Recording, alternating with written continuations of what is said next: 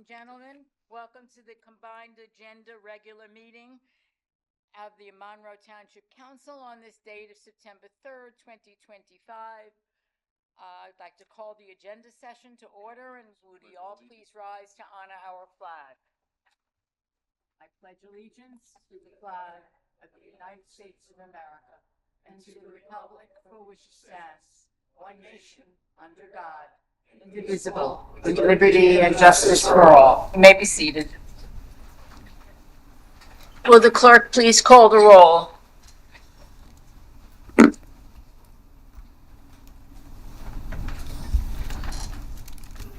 Councilman Charles DePiero. Here. Councilman Michael Markell. Here.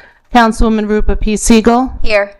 Council Vice President Terrence Van Zora. Here. Council President Miriam Cohen. Here. Would you please read the Sunshine Law into the record? In accordance with the Open Public Meetings Act, it is hereby announced and shall be entered into the minutes of this meeting that adequate notice has been provided by the following. 1. Posted on the bulletin board within the municipal building on December 27, 2024, and remains posted at that location for public inspection. 2. Printed in the Home News Tribune and the Cranberry Press on December 27, 2024. 3. Posted on the Monroe Township website. And 4. Sent to those individuals who have requested personal notice. In accordance with Chapter 3, Section 17 of the Monroe Township Code, public comment shall be limited to 5 minutes unless further time is granted by the Council President. Thank you. Next, we move to some presentations this evening.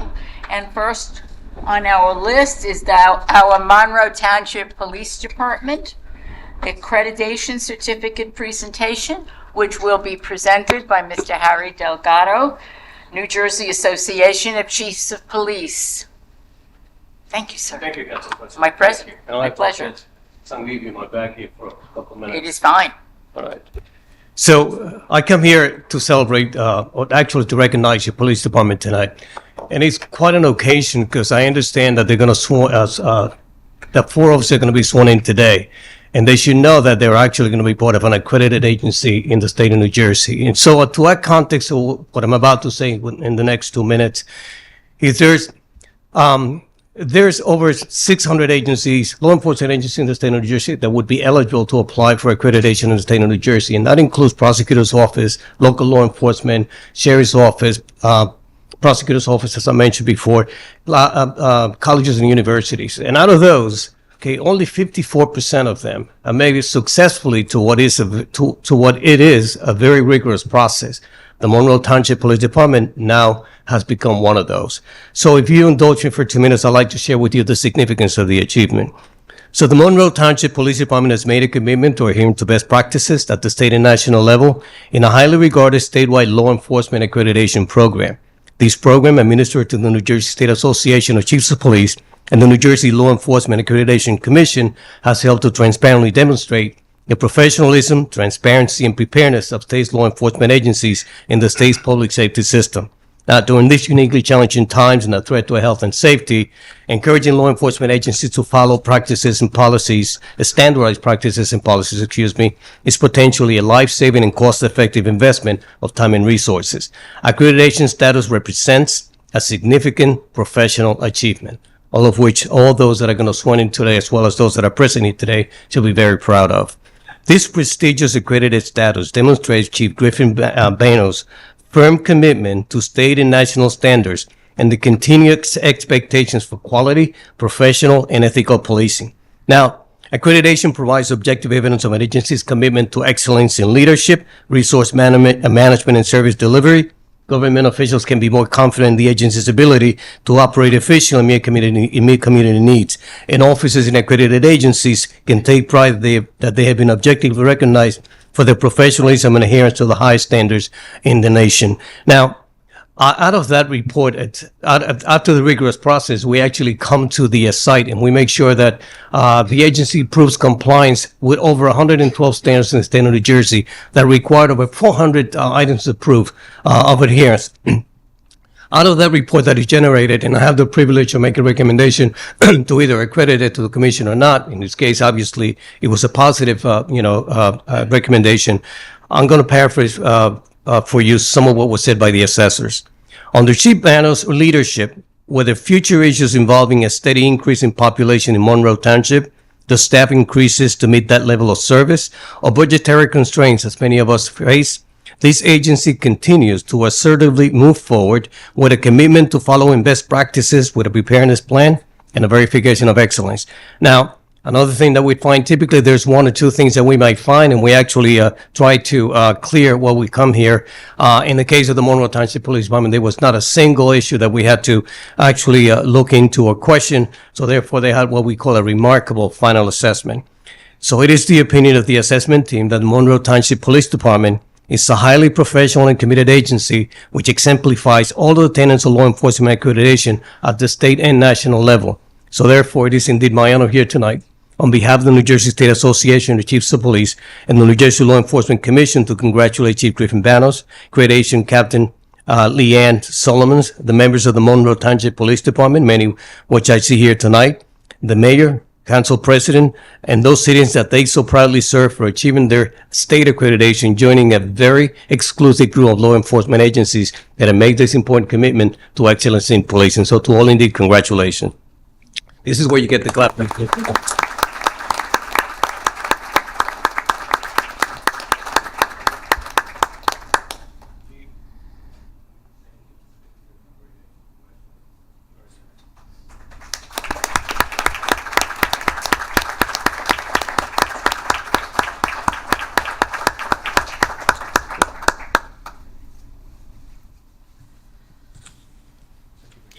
Thank you very much, Chief. I understand we are swearing in new police officers tonight? A few brief words, of course. I'd just like to say thank you to New Jersey State Association of Chiefs of Police, Harry Delgado, for getting us through this. It wasn't an easy task. My entire police department had something to do with it. My accreditation manager, Leanne Solomon, she was instrumental in getting this done and getting it done fast. I spoke to other chiefs around the state, and in speaking to them, I've realized that we've gotten it done faster than most. So that's a testament to my employees and my accreditation manager. So thank you very much.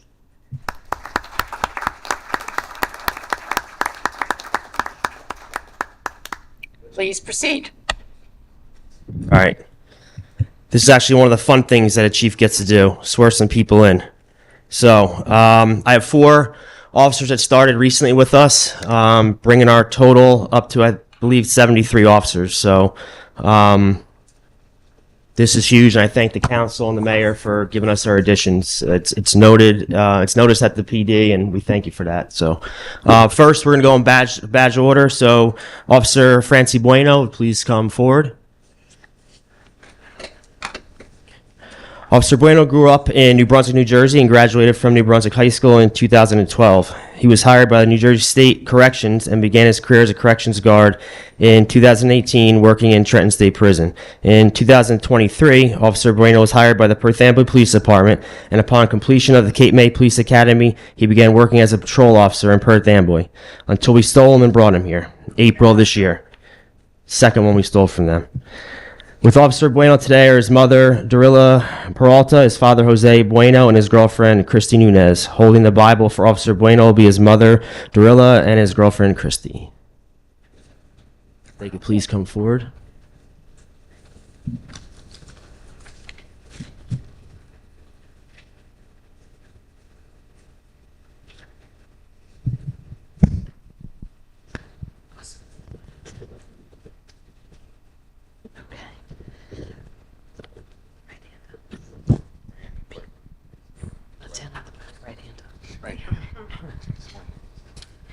I, please state your name, I, Francie Bueno, do solemnly swear do solemnly swear that I will support the Constitution of the United States that I will support the Constitution of the United States and the state of New Jersey, and the state of New Jersey, that I will bear true faith that I will bear true faith and allegiance to the same and allegiance to the same, and to the governments established in the United States and to the government established in the United States and in this state, and in this state, under the authority of the people, under the authority of the people, and that I will faithfully, and that I will faithfully, impartially, and justly perform impartially, and justly perform all the duties of police officer for the Monroe Township Police Department all the duties of a police officer of the Monroe Township Police Department, according to the best of my ability, according to the best of my ability, so help me God.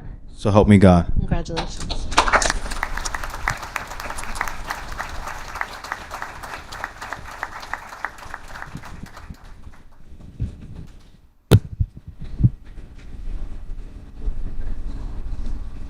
Stay there.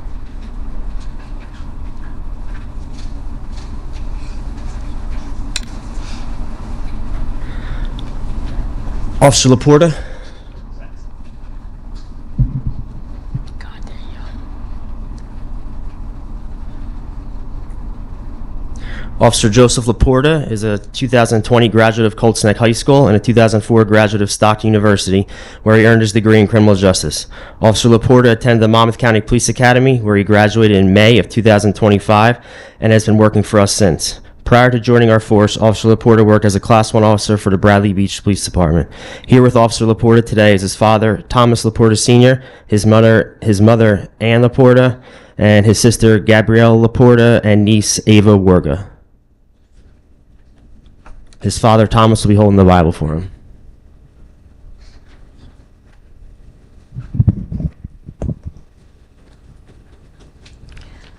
Right hand up, left hand on the Bible. Repeat after me. I, please state your name, I, Joseph Laporta, do solemnly swear do solemnly swear that I will support the Constitution of the United States that I will support the Constitution of the United States and the state of New Jersey, and the state of New Jersey, that I will bear true faith and that I will bear true faith and allegiance to the same and allegiance to the same and to the governments established in the United States and to the governments established in the United States and in this state, and in this state, under the authority of the people, under the authority of the people, and that I will faithfully, and that I will faithfully, impartially, and justly perform impartially, and justly perform all the duties of police officer for the Monroe Township Police Department all the duties of a police officer for the Monroe Township Police Department according to the best of my ability, according to the best of my ability. so help me God. So help me God. Congratulations.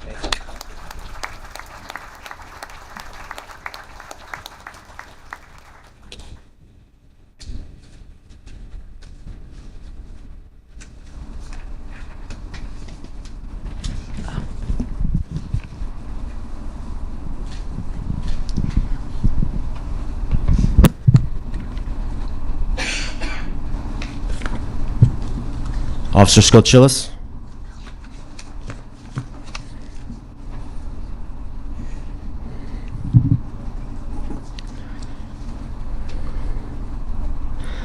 Officer Sebastian Skochilis grew up in Hillsborough, New Jersey, where he graduated from Hillsborough High School in 2022.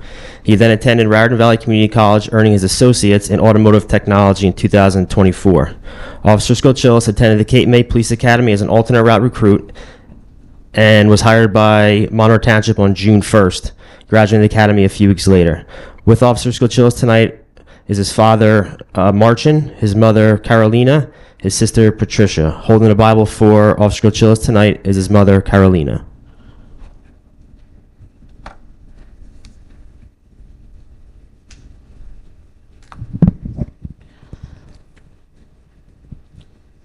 Right hand up, left hand on the Bible.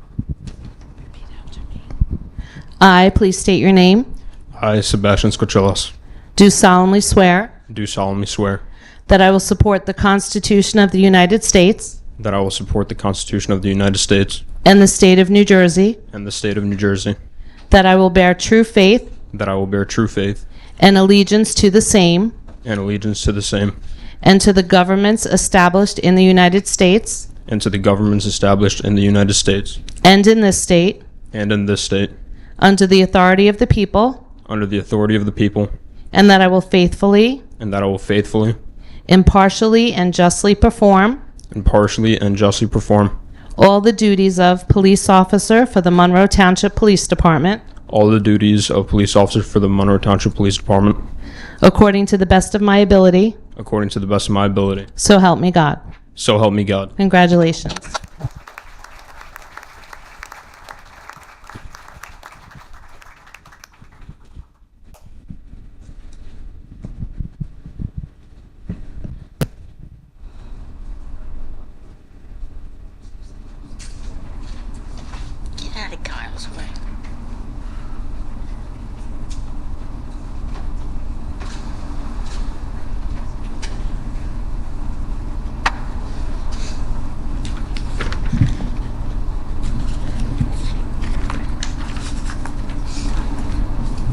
Officer Michael Smith. Much easier name to pronounce.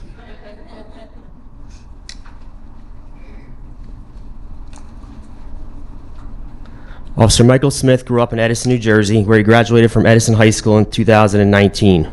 Officer Smith then attended Middlesex County College, where he graduated an associate's degree in criminal justice in 2022. Officer Smith entered the Atlantic County Police Academy in February of 25 as an alternate route recruit. He was hired by us July 1st and graduated the academy a few weeks later. While in the academy, Officer Smith won the Don Soder First Aid Award. With Officer Smith tonight is his mother, Karen Barton, and his father, Robert Smith. Holding the Bible for Officer Smith tonight is his mother, Karen.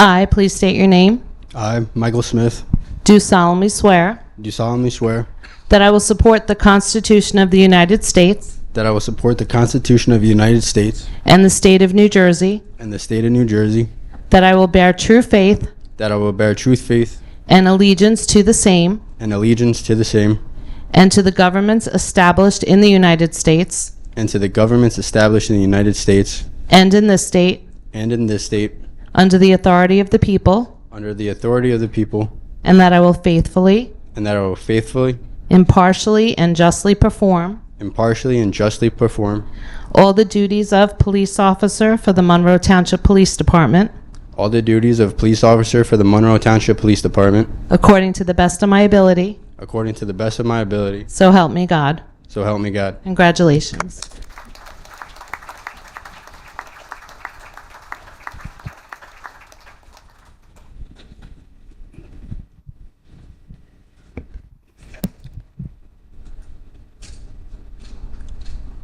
We will have audience picture taking in a few minutes. We have some agenda items that we need to go through. And one of them is always my honor and privilege to introduce our mayor, Stephen Delina, who will be presenting a plaque to our retired library director, Leah Wagner.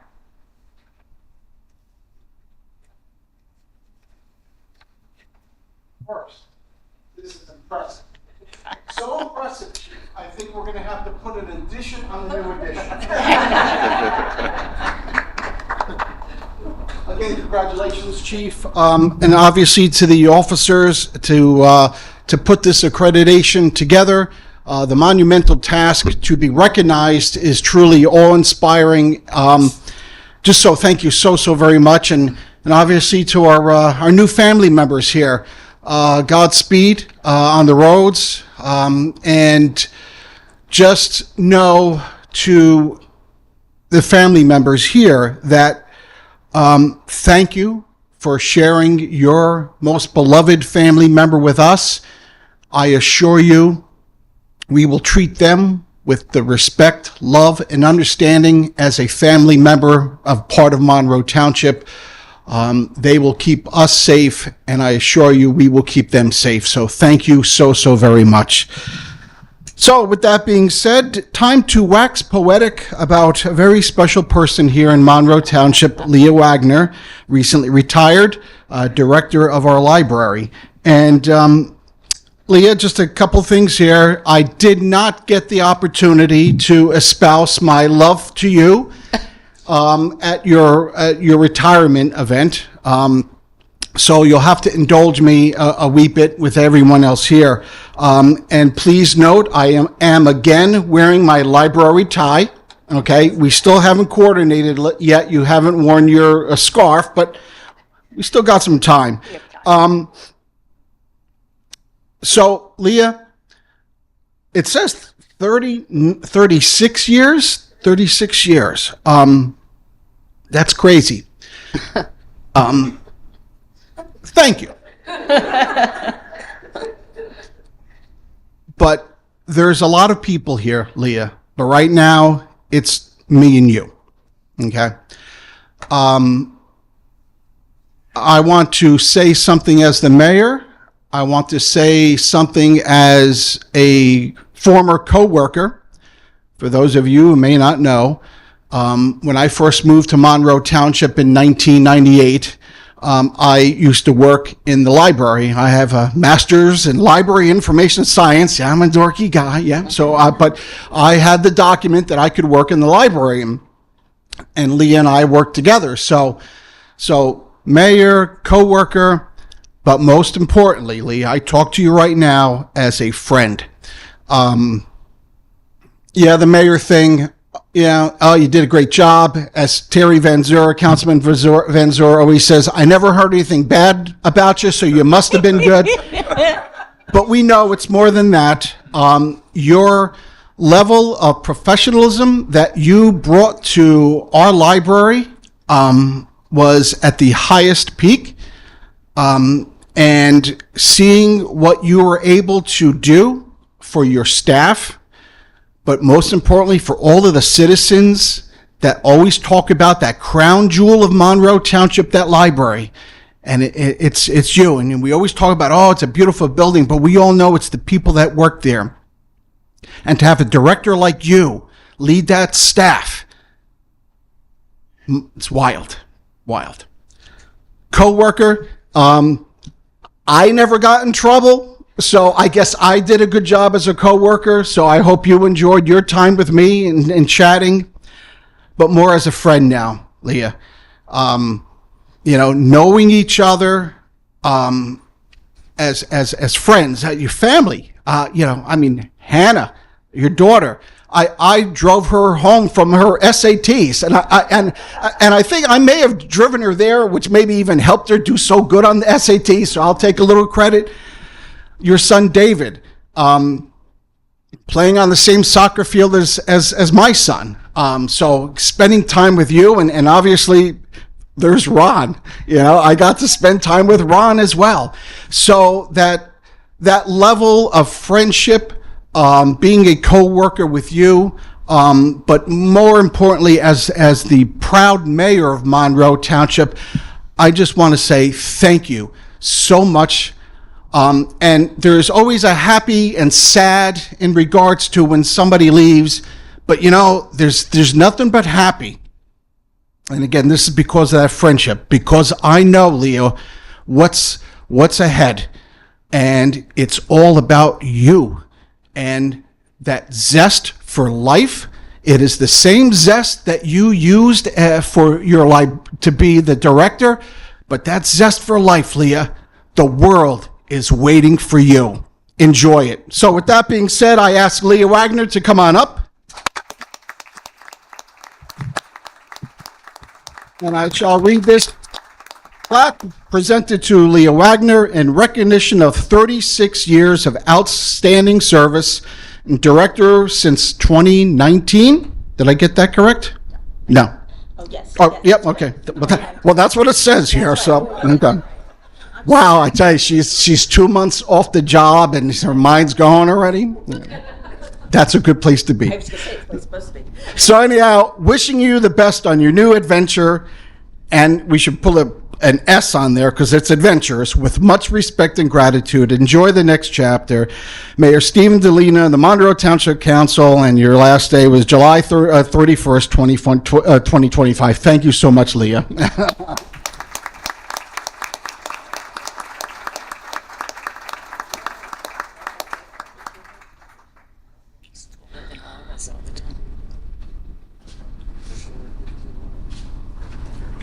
Okay, it's all you.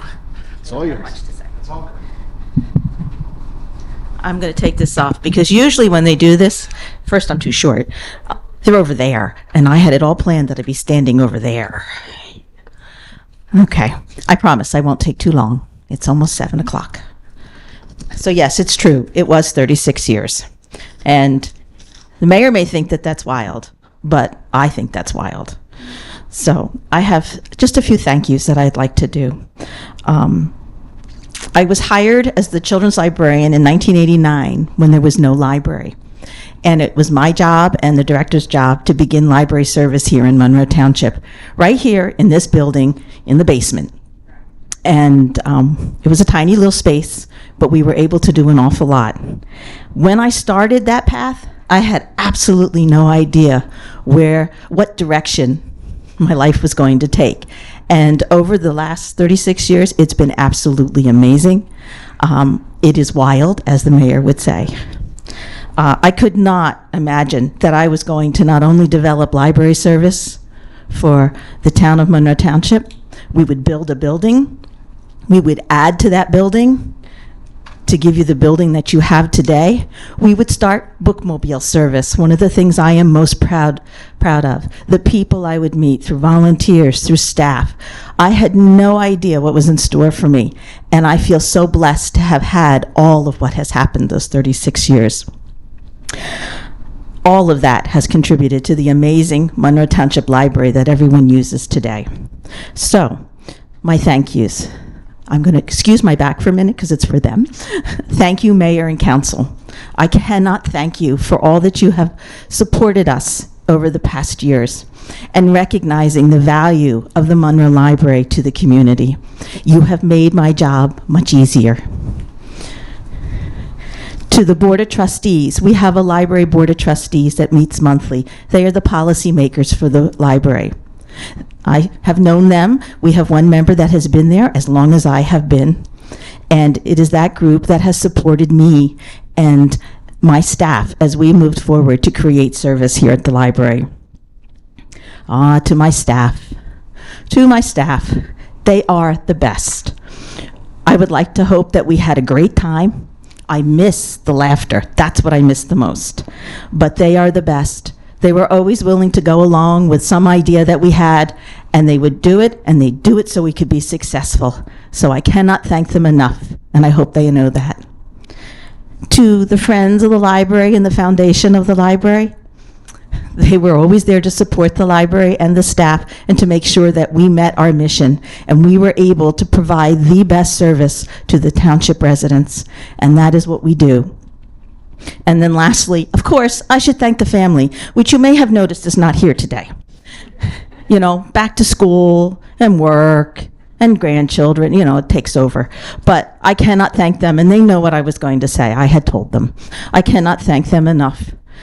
They came to programs when I needed to kind of have an audience, and I needed to make sure there were people there. They helped when I needed help. If there was something happening at the library and I needed extra hands, I could count on them. And all of that made it so much easier for me as their mom to be at the library for all of those years. So, thank you, Council and Mayor. Thank you, staff. Thank you, Board. We move forward now. I look forward to everything that the Township does and the library does in the future. Thank you so much.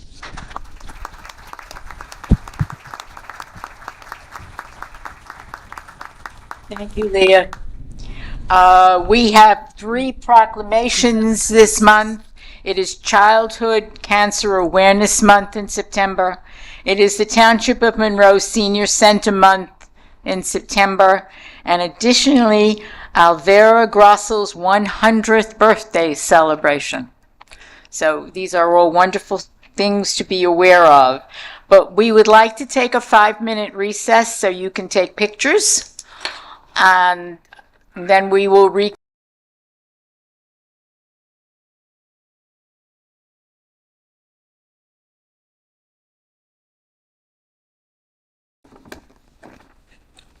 We will proceed with the ordinances for second reading. Would the clerk please read the ordinance 08-2025-019? Bond ordinance providing for the acquisition of North Disbrow Hill Road for use as open space in and by the Township of Monroe in the County of Middlesex, New Jersey, appropriating $2,635,000 therefore, and authorizing the issuance of $2,509,500 bonds or notes of the Township to finance part of the cost thereof. Ordinance 08-2025-020. Ordinance to acquire by negotiated agreement and donation real property known and designated as Tax Block 2, Lot 1, and Block 3, Lot 25, on the official tax map of the Township of Monroe, Middlesex County, New Jersey, located off North Disborough Hill Road for open space and recreation purposes. Ordinance 08-2025-021. Ordinance amending Chapter 108, Article 6, Zoning District Regulations, rezoning of Highway Development District along Butcher Road. Council President, may I be heard on this ordinance Yes, just for a please. moment? So, I'm actually going to ask the council to table this particular ordinance until next month. There are certain notice requirements under the MLUL for any zoning district changes, and I just want to confirm that we've fulfilled those notice requirements to ensure that this ordinance gets adopted properly without any question as to the legality of it. May I ask a member of the council to please propose tabling this ordinance, please? I would move for the tabling of the ordinance. May I have a second on that? Second. May I have a roll call vote to table, please? And I just want to make clear, it's actually a motion to table it to our next council meeting, which the date of which, Madam Clerk, is? The next meeting is October 6th. Correct. And there'll be a new public notice done. You want me right here at all? We're in the agenda. No, I understand. Still need to go back. That's okay. Right. We're removing it from the agenda. Okay. We are, right? Oh, yeah. No, this is an appropriate place to do it. Okie dokie.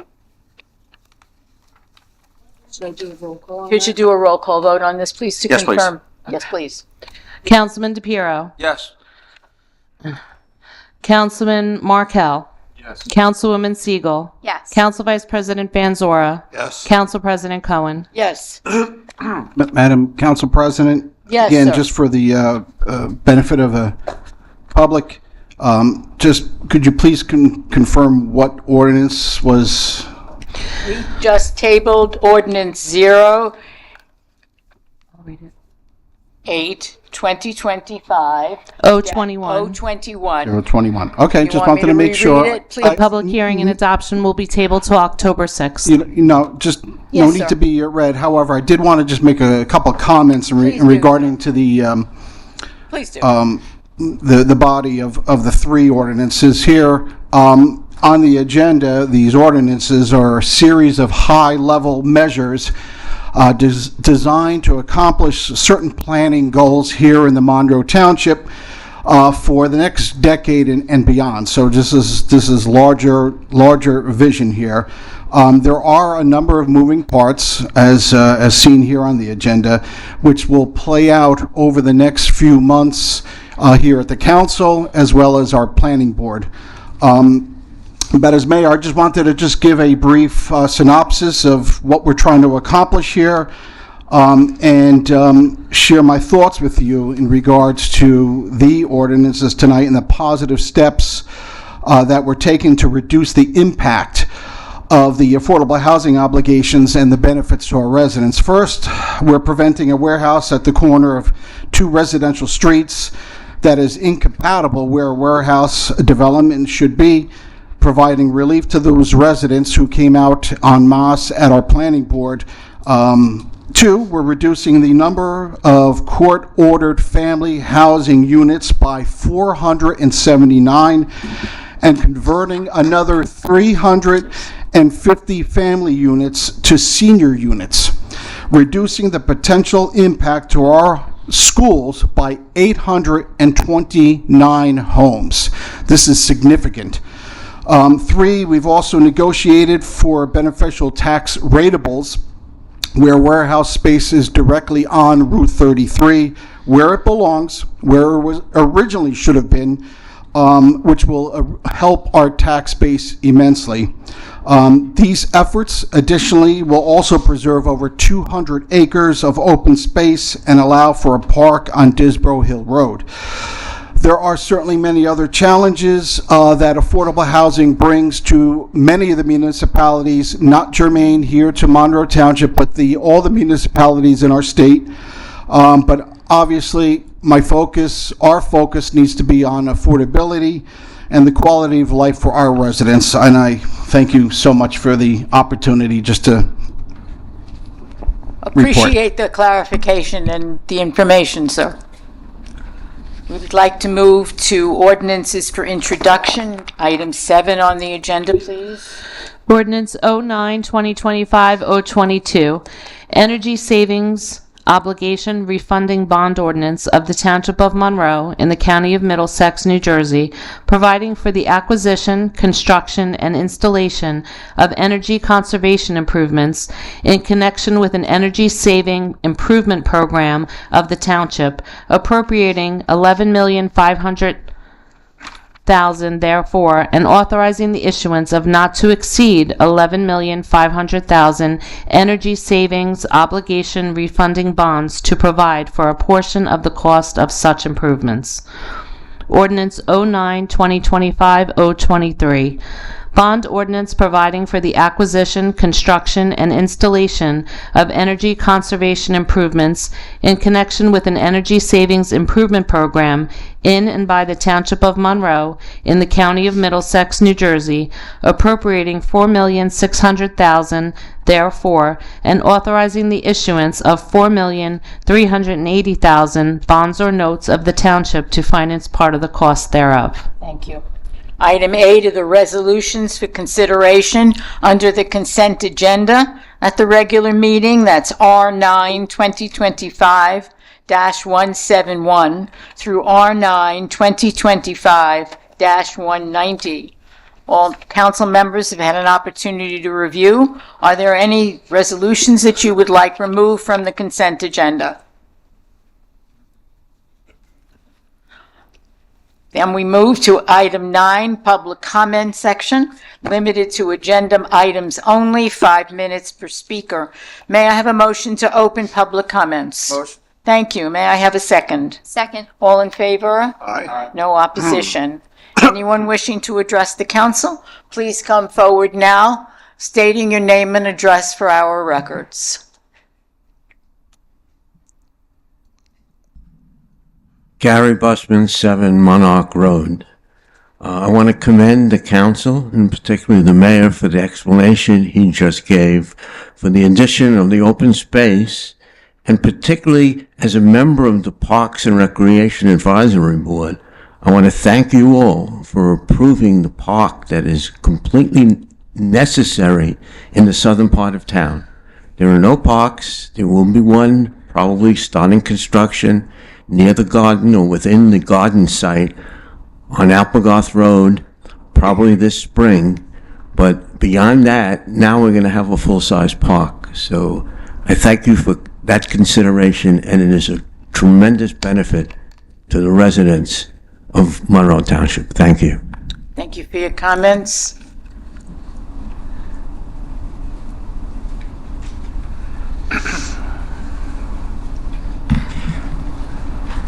Good evening, Council President. Good evening, George. I have a number of items, so I'd like to go through them so I can stay within my 5 minutes, if you don't mind. Right along. Okay. Item 7, which is the having to do with the installation of solar stuff. There are 2 items under number 7, 22 and 23. One calls for refunding bonds, and the other just calls them bonds. I'm not clear as to what the difference is, and I'm not clear as to how those finances are going to work. No mention of a bond period. I'd like to know what the bond period is. Moving on to the consent agenda, item 179, 180, 181, and 182. Appurtenances. If you use the dictionary, it won't help you. Appurtenances? Yeah. Appurtenances. Do you know what they are? Appurtenances. Nor do I. Parts of things, appurtenances. Appurtenances, Right, okay. parts of things, right, that go Things along with attached it. to land. Yes. Things attached to land. Things attached to land, Correct. not to water and sewer? Anyway, I want to know what they are. I want to know how many of them there are, and I want to know what the unit price is that's discussed here. I have a sneaking feeling that we're talking about manholes, but we'll find out. Moving on to item 185 under the consent agenda. What are these capital improvements that are being covered by this? I think it calls it it refers to it as a down payment. What is the total value, not the down payment? What is the total value, and what are these capital improvements that we're funding? And then number 186, I believe we talked about this a little bit in an earlier meeting, but it didn't seem to have any impact. I'm still curious as to why the town does not go after the E&O errors and omissions from the contractor that we used to do the survey work to identify if there were problems with that site. The cost of that is included in our payment to them. They don't finance it out of their own pockets. Why wouldn't we be able to collect on that? Why would we have to turn around and pick up all the new overages and extras for work on the environmental cleanup when we paid someone to do a survey? And I'd like to have some kind of a response to that. And that's all I have. That's all you have. Should we begin with you? Sure, Council President, I'll take it a little bit out of order, if that's okay, and allow Joe to talk more about the water sewer aspect of it.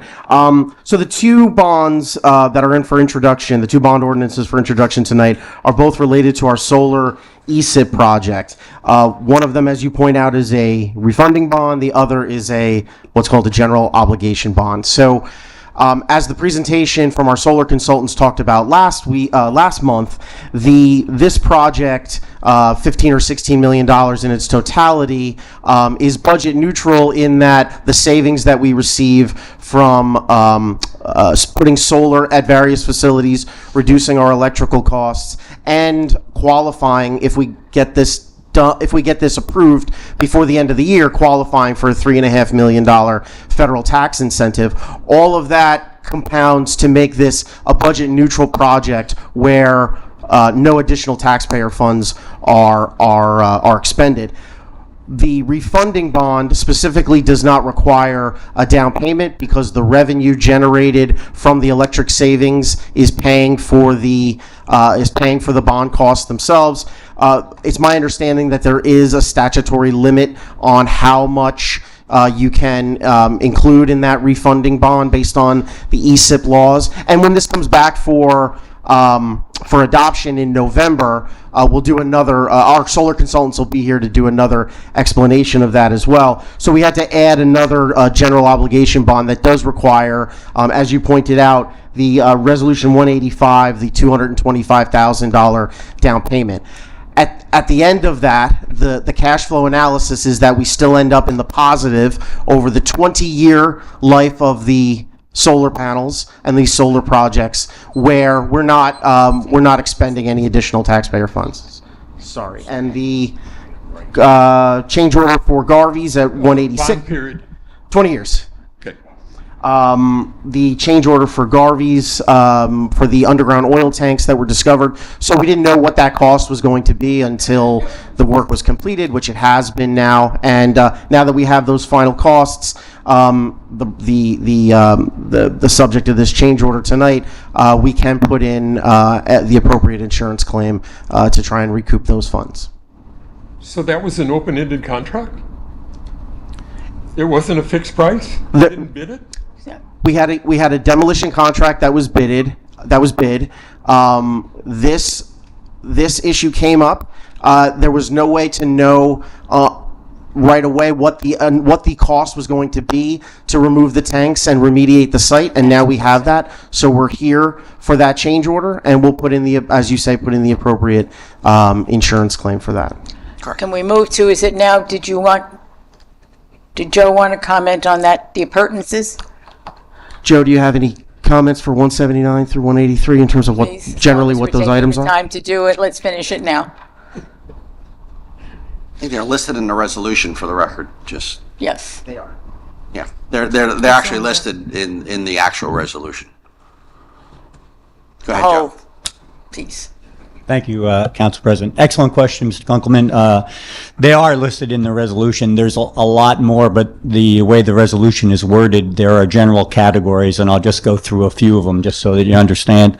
There's brass house service connections, cast iron house service connections, repair clamps and bell joint repair clamps, wide range of repair couplings. These are things that we use every single day. Stainless steel service saddles, cast iron sleeves and retaining glands, end gaskets, gate valves, ductile iron pipe, plastic pipe, fire hydrants and parts, and meter pits and accessories. Okay. Can we? It's like everything but manhole covers. Everything but manhole covers, right. Is there an estimated cap on this? These are unit costs, and essentially the way the bid was awarded is we've gone back through 5 years of how often we use these things based on the incidents that occur, and these are estimates, so they could be essentially under or over depending upon what happens during the course of the year. Close this now, George? Are you okay till the next session? Yeah, sure. Good. Thank you.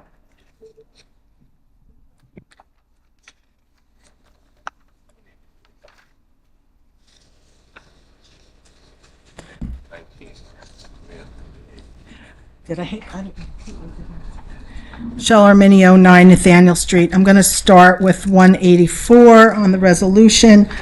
One of the things that we did say, and I also might leave the answers till the end. I'm worried about the statement about federal funding.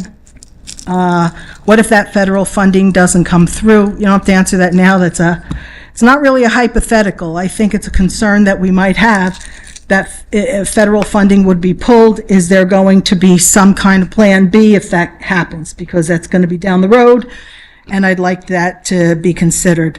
Let's see if I have more time. I also agree with Mr.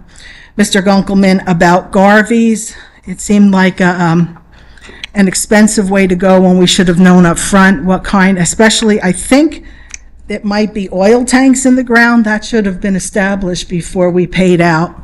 And I don't know, you can correct me when I'm done about if those are oil tanks. Those are easily found out before a closing is done.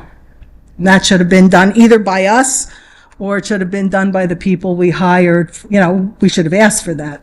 Oil tank, Garvey's has been there a long time. Oil tanks were probably present also for a long time. Thank you, Mayor, for your negotiating all of those things about affordable housing, which is something I've always been interested in.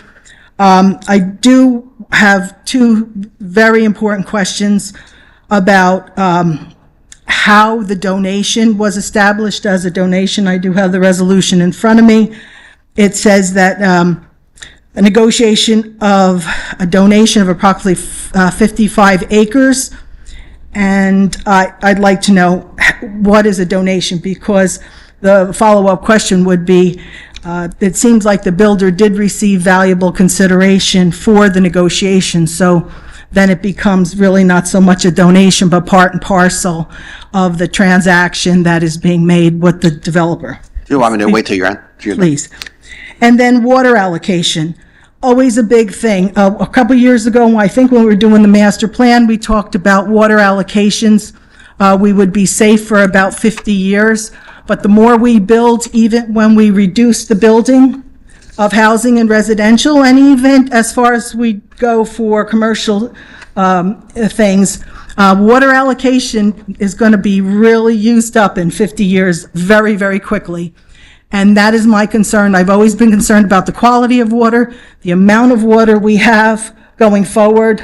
I mean, I'm not going to be here in 50 years, but many of the young people and some of the police officers that we just hired might be, and I would like to make sure we have potable water. And we have to really, again, a matter of planning for residential things in order to protect our natural resources. So that's another thing. And might be able to wait for this. Like I said, I'm worried about the federal tax allocations that you're including. And I also think that, my question is, did the council or the planning board or whoever negotiated this, did they ever talk to Honeywell about maybe doing an estimate for what you're talking about? And is the majority of what this energy savings is going to be a solar energy panels, which I am fully in favor of, but I think that for $14 million, if it's primarily solar panels, we could have found just a commercial solar constructor or developer to put them in without this energy thing. Plus, and don't forget, 19,000 of this doesn't sound much, but if it's such a great energy saving, why do we have to pay 19,000 for a guarantee return on our investment? And I'll stop now. Sure. Do you want me to answer the question about the 55 acres? Absolutely. So a negotiation is a negotiation. So they're not one-sided. One side doesn't get everything and the other side gets nothing. There were a lot of, I don't want to say moving parts, but there are a lot of different parts of the negotiations and things that we were trying to achieve. So number one on the hit parade was to reduce the number of family units. That was achieved by reducing the total number of units by 479 and reducing the number of family units by 350. 479 in what round or total, all the rounds? So this is all the third round. Third round. So what we did is that we in the third round, and let me try to explain it this way. The JSM South project, right, which was part of your third round plan, had 1,479 units in it. Right. 206 of those units were affordable units. What we did was relocated and reduced the total number of units to 1,000, but still 206 affordable units. So of the remaining units under the JSM South project, all of those units were going to be family units. Now, 350 of them are going to be seniors. So we reduced the overall size of the project by 479. And then in the component parts of the project, you reduce 350 units from family to senior, so thus reducing the total number of family units. So this is all third round. Okay. The 55 acres, so once again, like I said, there's things that we wanted to achieve. So number one on the hit parade, we want to reduce the number of family units. Number two, we want to reduce the overall number of units. Number three, we wanted to make sure that Regency had a buffer because it was surrounded by developable land. That 55 acres is 55 acres of developable land that, but for this transaction, would have been included in your fourth round. So that's the other thing that this did. It took it out of your fourth round calculation. So it provided a buffer for that developable land so that Regency would not have to worry about that. The other 100 acres is Wait, this is protecting Regency? It's adjacent to Regency. Oh, okay. Yeah, it's right adjacent to Regency. So it buffers Regency from all of this other development. Okay. So those were the two things. And now, and in addition to that, the developer obviously is going to be able to build a warehouse. That's a rateable, so that goes two ways. But that was part of the giving up 479 units, giving up family units, getting a warehouse, putting it in the right place, which is the right planning place to put it, right smart growth place to put it. So those were all, I mean, and there are a lot of other little parts to it. If you go through it, you could see that, we were careful in terms of the details. For instance, the one thing that the mayor didn't mention is that we're extending the water and sewer to the folks on Bentley Road who were here 2 or 3 months ago about that. So as part of this project, that's something that this developer would not have had to do at its cost. They will be doing at their cost. Oh, it is now because it was ours. We were going to do it, right? Well, we could have done it. Right. Yeah. But if we were going to do it, it would have been at our cost. Thank you. Correct. Okay. Yeah. So that was another part of it also. Your turn. I can go quick through the other issues. 184, the federal funding. It's a great point. The federal tax incentive to do these projects is expiring 12/31 of this year. Without that tax incentive, this project would not have made financial sense. It would have cost us money instead of saving us money. We have it in our contract, which the council will be presented with in November, and which is sort of standard across these contracts, that if for some reason the federal government pulls that tax incentive, we would not be liable for moving forward on the project. However, we're confident that the federal tax incentive is in place as long as we get 5% of the project started in 2025. And really that just means we have to buy 5% of the solar panels before the end of 2025. Most of this is going to happen between 2026 and 27, but we're still now in that safe harbor to receive that federal tax credit, which is important. The other thing I'll mention is that this proposed savings, has to go through a series of rigorous reviews. We hired a third-party engineering firm that did an independent review and verified that we are going to achieve these savings. The Board of Public Utilities in Trenton reviewed our plan over the last couple of weeks. They got back to us on Friday that we are approved, that we will achieve this savings. And then over the next few weeks, this has to go to the local finance board in Trenton, which is why one of our resolutions makes application to the local finance board, and they also have to review and approve to assure that we are going to receive those savings. So a lot of belt and suspenders there, but beneficial. Due diligence was done. Due diligence for the township, correct. Okay, let's see how that plays out. Thank you, Mayor, again, for the affordable housing stuff. That's essential, and I hope, again, we keep in mind the potable water issues. Thank you. Sir.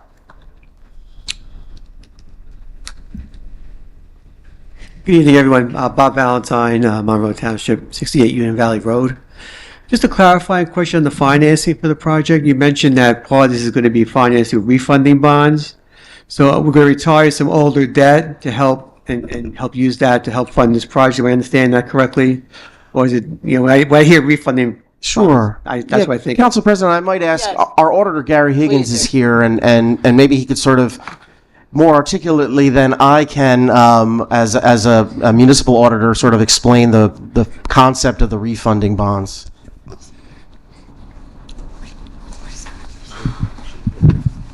The term refunding bonds in the statute, this is under the local public contracts law, but it also goes back to the local bond law 2-51. They use the terminology refunding in various different ways. You could be refunding tax appeals. You could be refunding, as you just said, old bonds, taking them out, and then gaining a savings based upon different interest rates. In this case, they're not taking out old bonds, but the title of the respective statutes under Title 40A calls them refunding bonds. Okay. All right, so it's the terminology, but no, it is not taking old bonds and retiring. These are new bonds. They're fully deductible against the debt under 48 2-6 under the local bond law. So they don't go against the debt borrowing capacity of the town, because the way the local finance board is going to look at this when they see the application, they're going to look at it and ensure that the savings are there to offset the debt service. Therefore, it's debt neutral. Okay, so it goes back to what you were doing with due diligence. It's all tied to those savings being realized. Okay. That's correct. And the other piece then is the energy credits, which will then pay down that debt. But under the local public contracts law, that piece has to be separated. That's why we have the one at 11.5 and the other at 4.6. Yeah, I just wanted to clarify the use of It's refunding confusing. bonds. The terminology is Yeah. kind of confusing, correct? Yeah, if I have time, one more question. I hear you with everything you're talking about the due diligence in terms of the being able to achieve the savings. The question I would have is the due diligence process undertaken include validating that what you're being paid out, what you're paying for the project is appropriate, and I'll call it the best price? And do they also look at the methodology? Like I understand it's probably pretty consistent how you do this, but just one of the things I was wanting to say, your presentation last month was, okay, I understand why we want to use this firm, it makes sense, I get it. But if you don't look at anybody else, how remotely it might be, how do you know like their approach, their style, what they're going to do is the optimum, and there isn't anything that could be missed? So that's why kind of not just about the price, but that plus approach and project plan, making sure those are all optimized. Sure. Council President, that is part of the due diligence process. And it's also, we look at other towns that have done similar, other boards of education that have done similar projects. Okay. So Piscataway and Secaucus on the town side, North Brunswick, and even Monroe is starting a project very, very soon. So you're 100% right. That has to be part of it. Okay. Yeah. Great. Thank If I you. could- Council President, if I could just follow up with one thing, because Yes, I know there's please. concern about deductibility of the debt, the authorization of the debt. Please do One so. thing that should be noted, under the local bond law, there's a calculation whereby you do 3.5% of your 3-year average equalized valuation. And from the last audit, just so, the public knows, the town could borrow $474 million. At this point in time, the net debt is roughly $67 million, or 14% of that number.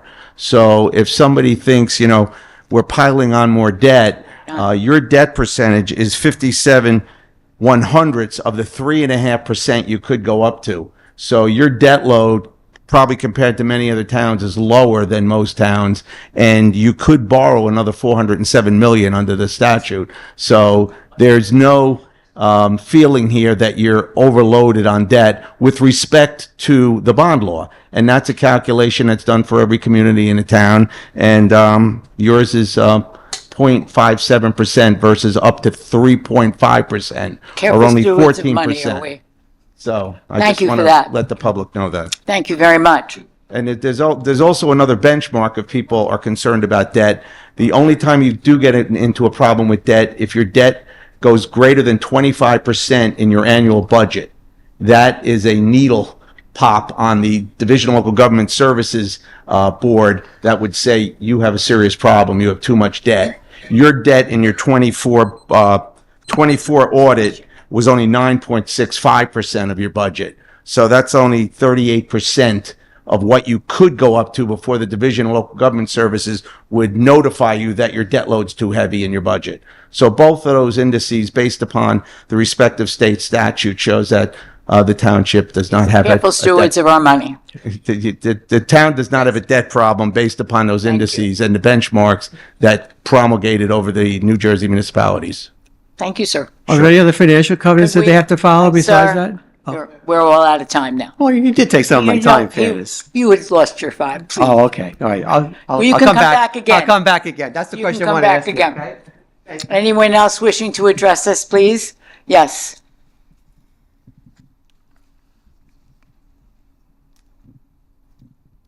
Good evening, Chrissy Skirby, 21 Preakness Drive. Following up on this same conversation with the ESIP program, what company did the township, are they using for this program? Schneider Electric. Sure. Oh, okay. And did you say you are planning on taking the guarantee? We are, yes. Okay. Has the town reached out to the school district, to Laura Allen, the business administrator? Because there was a very long, and I know many of us were there, Mr. Gunkelman, myself, Ms. Arminio, I think Mr. Valentine, and we sat through various presentations by Honeywell. That is who the school district went with for their ESA program. And they told us that in, I forget how many years, 25, 30 years, they never paid out the guarantee. The Board of Education did an extensive evaluation of that, and they decided not to take the guarantee. So I'm just wondering what the reasoning is with the township. If you're saying that all of these figures are looked at, and it sounds like you're assuming that we're going to realize all of that savings, why would you be giving away money for that guarantee? Right. It's a good question, Council President. So we evaluated it in terms of a $15 million project, expending an additional $19,000 to guarantee at least 90% of the savings. It is, a fraction of the cost of what we're doing. In the cash flow analysis that is built in, which shows that we're still, with the savings that we're getting, we're still recouping those funds. We've talked to other towns, including, I mentioned Piscataway and Secaucus, and we were put in touch with West Windsor's Board of Education. I believe some of our folks from Schneider even talked to Honeywell. I'll confirm that, but I believe that happened. And it's just, it's an extra guarantee. There's volatility in the electric market. Can you explain how the guarantee works? Sure. So, if our general contractor, Schneider Electric, guarantees that we will achieve at least 90% of the savings that have been promised, and anything below that, they would owe us the delta on that. Again, it may never happen. It may be sort of an insurance policy that we never have to use, but in my opinion, I thought with such a large project, and in consultation with our financial advisors and bond counsel that we work with, we decided to recommend that as part of the project. But it's a good question. Yeah, because it was discussed ad nauseum at the Board of Education level, and I'm surprised that the township, and they've already started the ESA program, that's been already running, and it's a shame that the township didn't reach out to the Board of Education and perhaps do something in collaboration with them, and maybe even get a better deal on that. Yeah. Council President, I'm not sure. The Board of Education can borrow money differently from the township, so I don't know if you can. It had to go through a refunding bond as well. It went through a... Correct. But that was not the decision we made, and we moved ahead with a contractor we feel safe with, and you moved ahead, the Board of Ed moved ahead with contractors they felt safe with. And maybe you all be successful. Yeah, I mean, it's any amount of money. I mean, my taxes went up $1,700 this year alone. I don't like to see any wasteful spending or any, just saying that it's a small amount of money. I'd really like to know, I'd like to see, perhaps if that's a public record, the document explaining the guarantee, because what was explained at the Board of Education level, there were all these stipulations, and it was going to be really difficult to even have that guarantee be meaningful to the deal. So it just, to me, I'd like to see as a taxpayer what you guys have agreed to, because I think that's something that really should have been vetted more, and I don't like to see any of our taxpayer money being squandered in any way. Thank you. Anyone else wishing to address us, please come forward now. Seeing and hearing none. Sir, you are waiting for the regular meeting, or? I have some concern to raise with the council and also the mayor regarding the garbage disposal. Wait for the regular meeting that we're getting to as I close the public comment section. May I have a motion, please? All in favor? Aye. Public section hearings is closed. This meeting is now adjourned. We will reconvene immediately with the regular meeting. I turn to my correct pages. Put my glasses back on. Regular meeting of this Monroe Township Council this September 3rd is called to order. Motion, please. Motion. Second. Roll call. Councilman DePiero. Yes. Councilman Markel. Yes. Councilwoman Siegel. Yes. Council Vice President Van Zora. Yes. Council President Cohen. Yes. May I have a motion? The time is 7:50. 7:50. May I have a motion to approve payments of claims per the run date of August 27th, 2025? Motion. Thank you. Second. Second. Thank you. Roll call. Councilman DePiero. Yes. Councilman Markel. Yes. Councilwoman Siegel. Yes. Councilman Van Zora. Yes. Council President Cohen. Yes. May I have a motion to approve the minutes of August 4th, 2025 agenda and regular combined meeting? Motion. Motion. Thank you. Second. Second. Roll call. Councilman DePiero. Yes. Councilman Markel. Yes. Councilwoman Siegel. Yes. Council Vice President Van Zora. Yes. Council President Cohen. Yes. Ordinances for second reading, please. Ordinance 08-2025-019. Bond ordinance providing for the acquisition of North Disbrow Hill Road for use as open space in and by the Township of Monroe in the County of Middlesex, New Jersey, appropriating $2,635,000 therefore, and authorizing the issuance of $2,509,500 bonds or notes of the township to finance part of the cost thereof.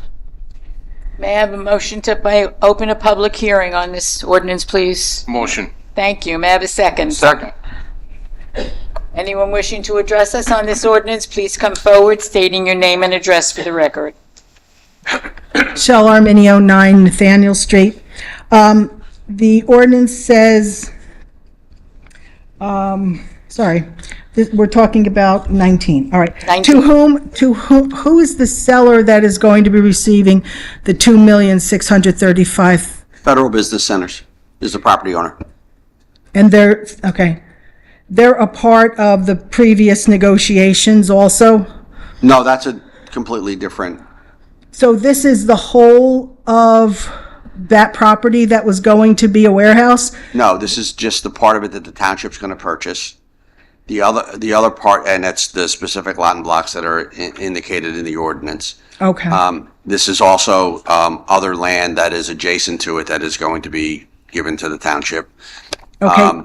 But the other part, the principal part, let's call it, of the land where the warehouse is going to be part of it is now going to be part of our fourth round affordable housing settlement, and that is in the other MOU. That is I'm sorry? That is in the other MOU. Okay. So how much of the land is going to be the purchase for open space? How many acres do you recall? So the acquisition is 22 acres? Correct. And then the donation is an additional 44 acres. The donation from Federal Business. Same property owner. And they're donating that freely without any valuable consideration? Yes. Is another builder or developer giving them money for that 44 acres? No. Is that wetlands? In all the years I've been here, I have not known any developer to give that kind of land without something in return. My guess is that some of it is wetlands. It is probably usable for active recreation. The thing about wetlands, and we say this all the time, there's a move afoot in Washington to reclassify wetlands as buildable. Well, that's an awful darn shame, in my opinion. There is, but what I'm saying is that, so when we get 44 acres of land that you say, oh, well, it's just wetlands. Well, it's just wetlands today, but somebody could blink at EPA and it could be developable. So it's preserving land. I mean, there is a value to it for us. There is a whole lot of blinking going on and changing the quality of our environmental laws and policies. Sure, so we're not behind that. I agree with you. And the United States Supreme Court has, in some cases that they haven't decided yet, but that in the dicta in their cases have raised questions as to whether or not they believe that wetlands regulations are actually in. I know, but we should not be encouraging that here. No, but what we should be doing is preserving as much land as we can now. Okay. And not being concerned so much as to whether it's wetland. Well, my experience in the parkland was that, and you know, I don't want to say where that came from, but the parkland, those 77 acres that we got as a diversion for the parkland, a lot of it was not buildable, and all of the donations that we got from developers, they were almost glad to get rid of it. A lot of it had rocks and hills and wetlands and all that kind of stuff. So my experience has told me that it is rare that a developer will give up good quality uplands for nothing. So I hope that the negotiations that went forward, and I'm happy to have it. But is anything going to be on the 22 acres? Is that where the park might be? Mm-hmm. Correct. And what about the 44 acres? What's the plan for that? It would be, whatever it is, would probably be passive recreation, trails, that kind of thing. Right. Is that contiguous to the 22 acres? Yes. No, there's a break in the middle of it, There's right? a break in the middle of it. Mark? It's close, but. Yeah, they're not adjoining properties. They're not adjoining, yeah. And the larger parcel, it does have a lot of wetlands. It is somewhat landlocked, and I think it's along the stream corridor as well. And that is in this ordinance, 19? Yes, it's part of it. Okay, Well, actually, I think that 19 is the bond ordinance. 20 is actually the acquisition ordinance. Is the acquisition ordinance. Correct. Okay, well, I'm certainly happy. You know, open space is open space, and sometimes even if it's passive, it's a great thing. But I just wanted to clarify that it might be a lot of wetlands. Okay, thank you. Anyone else wishing to speak on this ordinance? Hearing none, I'd like a motion to close the public hearing. Motion. Thank you. A second on that? Second. All in favor? Aye. May I have a motion to adopt ordinance 08-2025-019, please? Motion. Thank you. A second on that? Second. Thank you. Roll call. Councilman DePiero. Yes. Councilman Markel. Yes. Councilwoman Siegel. Yes. Council Vice President Van Zora. Yes. Council President Cohen. Yes. Motion carries. Thank you. 08-2025-020. Ordinance to acquire by negotiated agreement and donation real property known and designated as Tax Block 2, Lot 1, and Block 3, Lot 25, on the official tax map of the Township of Monroe, Middlesex County, New Jersey, located off North Disbrow Hill Road for open space and recreation purposes. Thank you. Motion to open a public hearing, please. Motion. Thank you. A second. Second. Thank you. All in favor? Aye. Anyone wishing to address the council on this ordinance, please come forward now.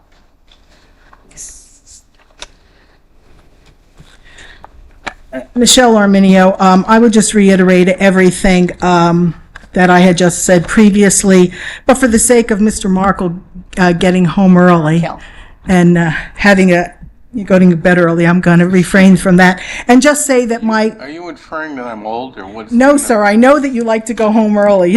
You get, no, okay.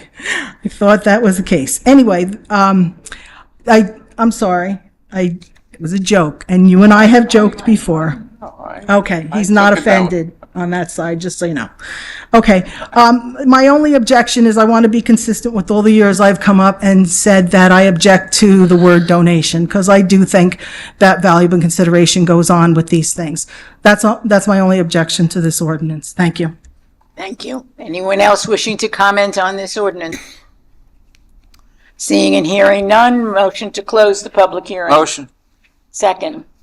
Second. Public hearing is closed. May I have a motion to adopt 08-2025-020? Motion. Thank you. Second. Second. Thank you. Roll call. Councilman DePiero. Yes. Councilman Markel. Yes. Councilwoman Siegel. Yes. Council Vice President Van Zora. Yes. Council President Cohen. Yes. Motion carries. We will move to the ordinances for first reading. 09-2025-022.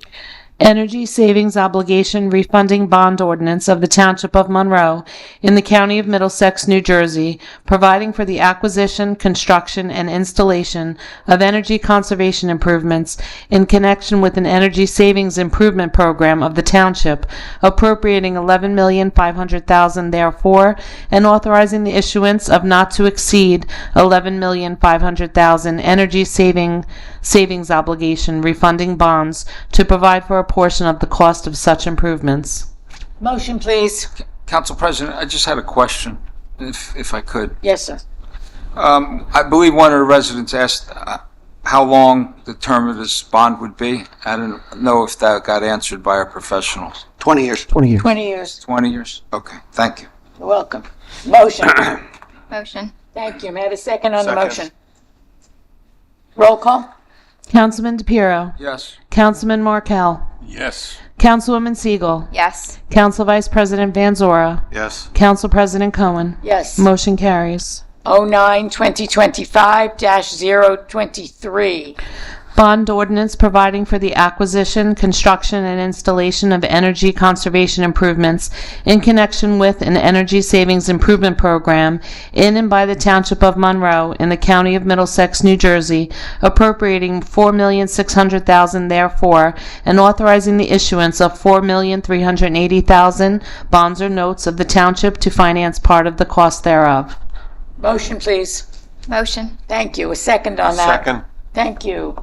Roll call. Councilman DePiero. Yes. Councilman Markel. Yes. Councilwoman Siegel. Yes. Council Vice President Van Zora. Yes. Council President Cohen. Yes. Motion carries. We move to resolutions for consideration under the consent agenda. R9-2025-171 through R9-2025-190. May I have a motion, please? Motion. Thank you. Second. Second. Thank you. Roll call. Councilman DePiero. Yes. Councilman Markel. Yes. Councilwoman Siegel. Yes. Council Vice President Vanzora. Yes. Council President Cohen. Yes. Motion carries. We move to our reports, please. Our administrator's report. Mr. McGowan. Thank you, Council President. I'll be very brief tonight. I just want to thank the council for moving forward on the acquisition of properties on Disborough Hill Road. That's very important to the township. Just want to give a brief update on JCP&L streetlight outages. So we provided a list of 235 streetlight outages prepared by our police department and given to JCP&L. JCP&L informed us that as of today, all but 95 of those have been repaired. What's still left to be repaired on their list includes 80 what are called fault repairs, deeper issues with wiring in the ground. Those are now on work order and hopefully completed in the next 30 days. An additional 7 head replacements, which might actually be done by the end of this week. And there are 8 pole replacements that are waiting on the delivery of poles. So we're optimistic that we're moving in the right direction, and happy that JCP&L reached out to us with that information. And lastly, I just want to thank Lori and our finance team and our solar consultants for preparing our application to the local finance board. And thanks to all the residents who asked questions about it. The actual resolution to approve that will be at the November 5th meeting. Those bond ordinances are coming back for second reading on November 5th. Usually we'd come back the next month, but that local finance board process will take the month of October, so we'll be back here on November 5th to finalize and give the council an opportunity to make a final decision on all of those items. And that's my report. Thanks very much. Thank you. Mr. Razumowitz. Thank you, Council President. I'll give an update on some of the projects as we move into September here. The Monmouth Road flashing pedestrian signal that was installed and operational in time for the start of school. That took a while, but we got it done. James Monroe Park, the concession stand and park improvements project. There hasn't been much work going on out there in the last month or so. That project is scheduled to resume next week. The general contractor had a problem with one of its subcontractors, but now they resolved that and they're moving forward to get the project completed this year. The Monroe Township Police Department addition. The contractor has some remaining site concrete work to do in the parking areas, and then we're hopeful that they'll move forward with the paving of the parking lot later this month. The work inside the building continues, and that project is moving, though at a slow pace. It is progressing. Let's see, the senior center pickleball courts and parking lot improvements. That project is scheduled to start next week. It was awarded at the last council meeting, and that contractor is anxious to move forward and again, hopefully get it as much done as they can while weather permits. Hopefully complete it, but we'll see how that goes. But that will start next week. And lastly, the Middlesex County project for the Prospect Plains Road and Applegarth Road intersection traffic signal improvement.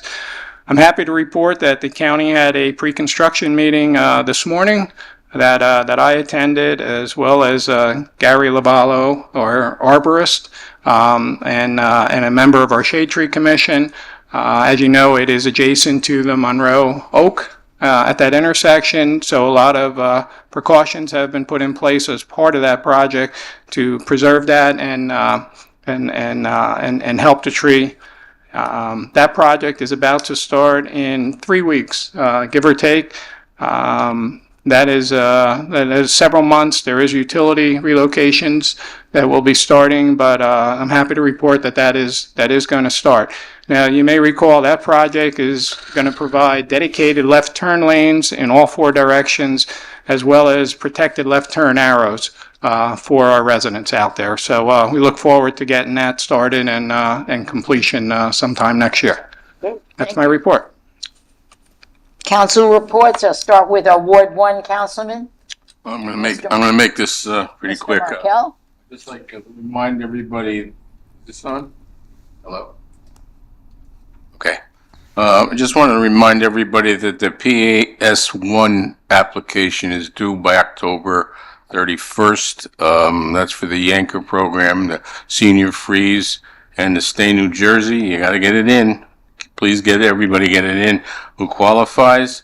I just want to thank Kevin for the work he's done on this solar program.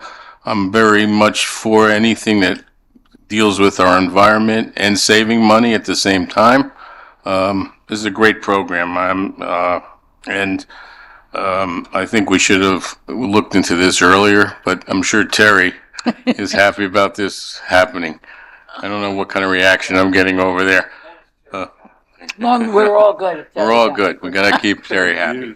One other thing I just want to comment on our one of the things that we approved is a vacuum truck, a sewer vacuuming truck, and people look at money we spend here in Monroe.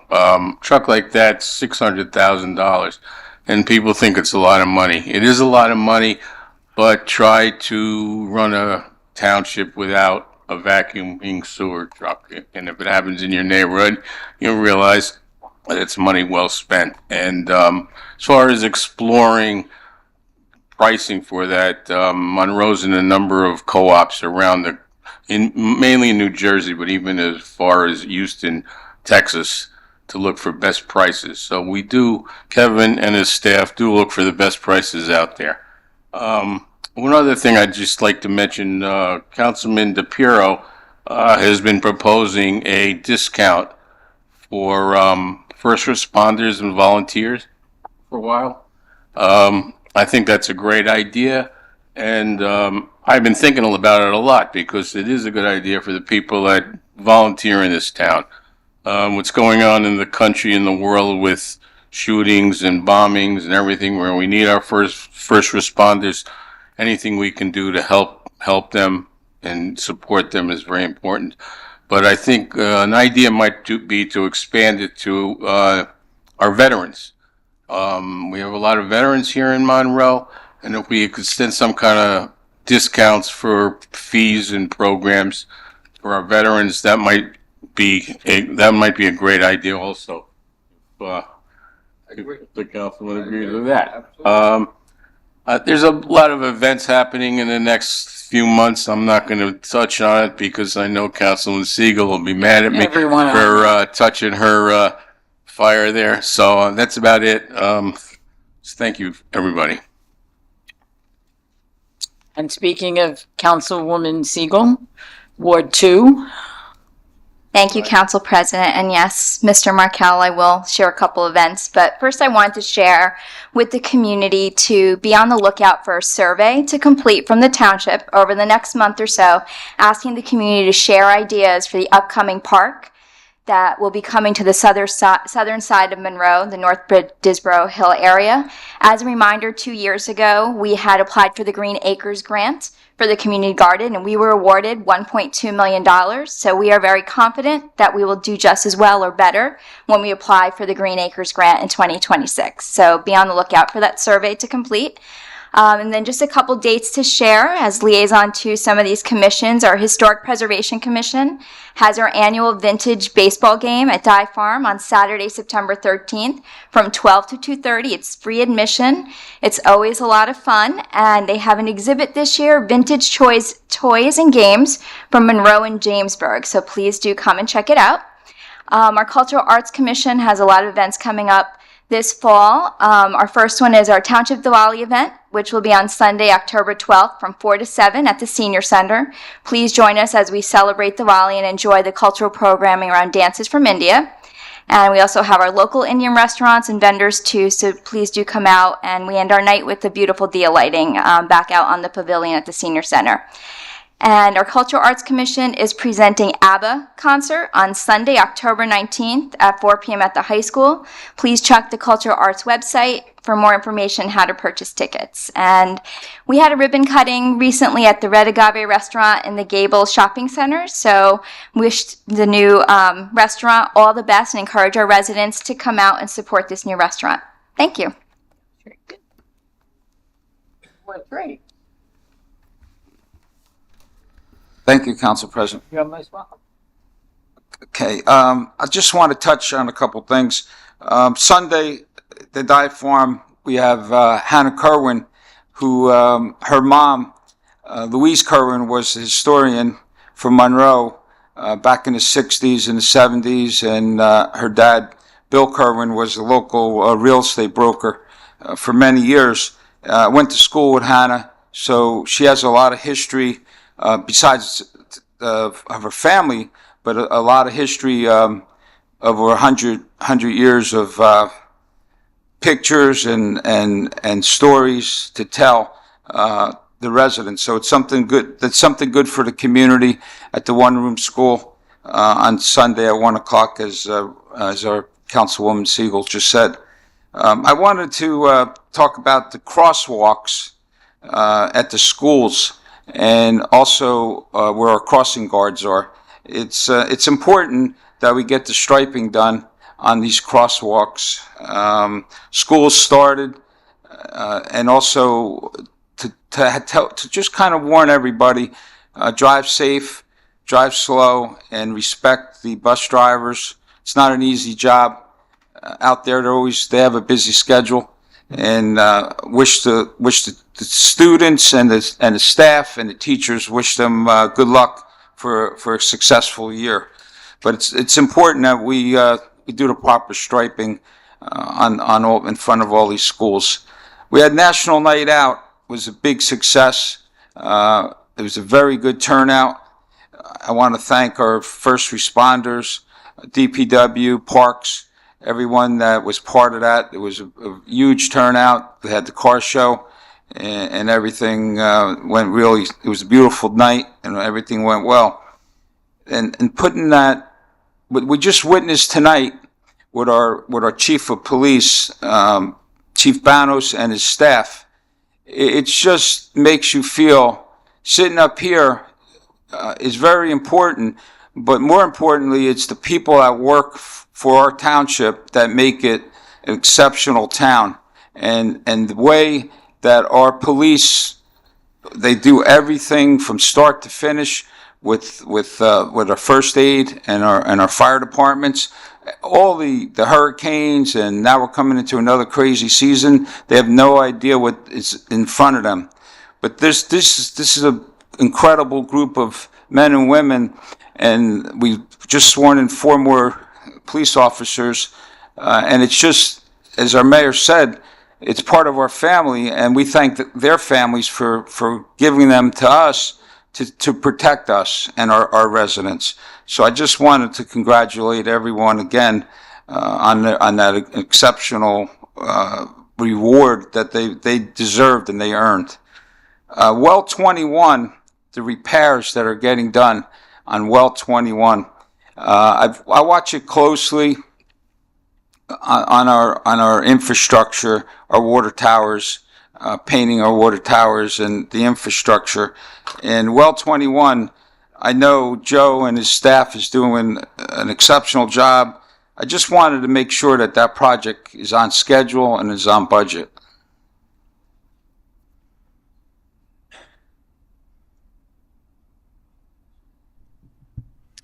Yes, it is. It is. That's a great job, and that's leadership that we appreciate, Joe, and I know it's not an easy task for what you guys do with that water and sewer, but thank you. That's great news. Another note on water is the pump station number 9.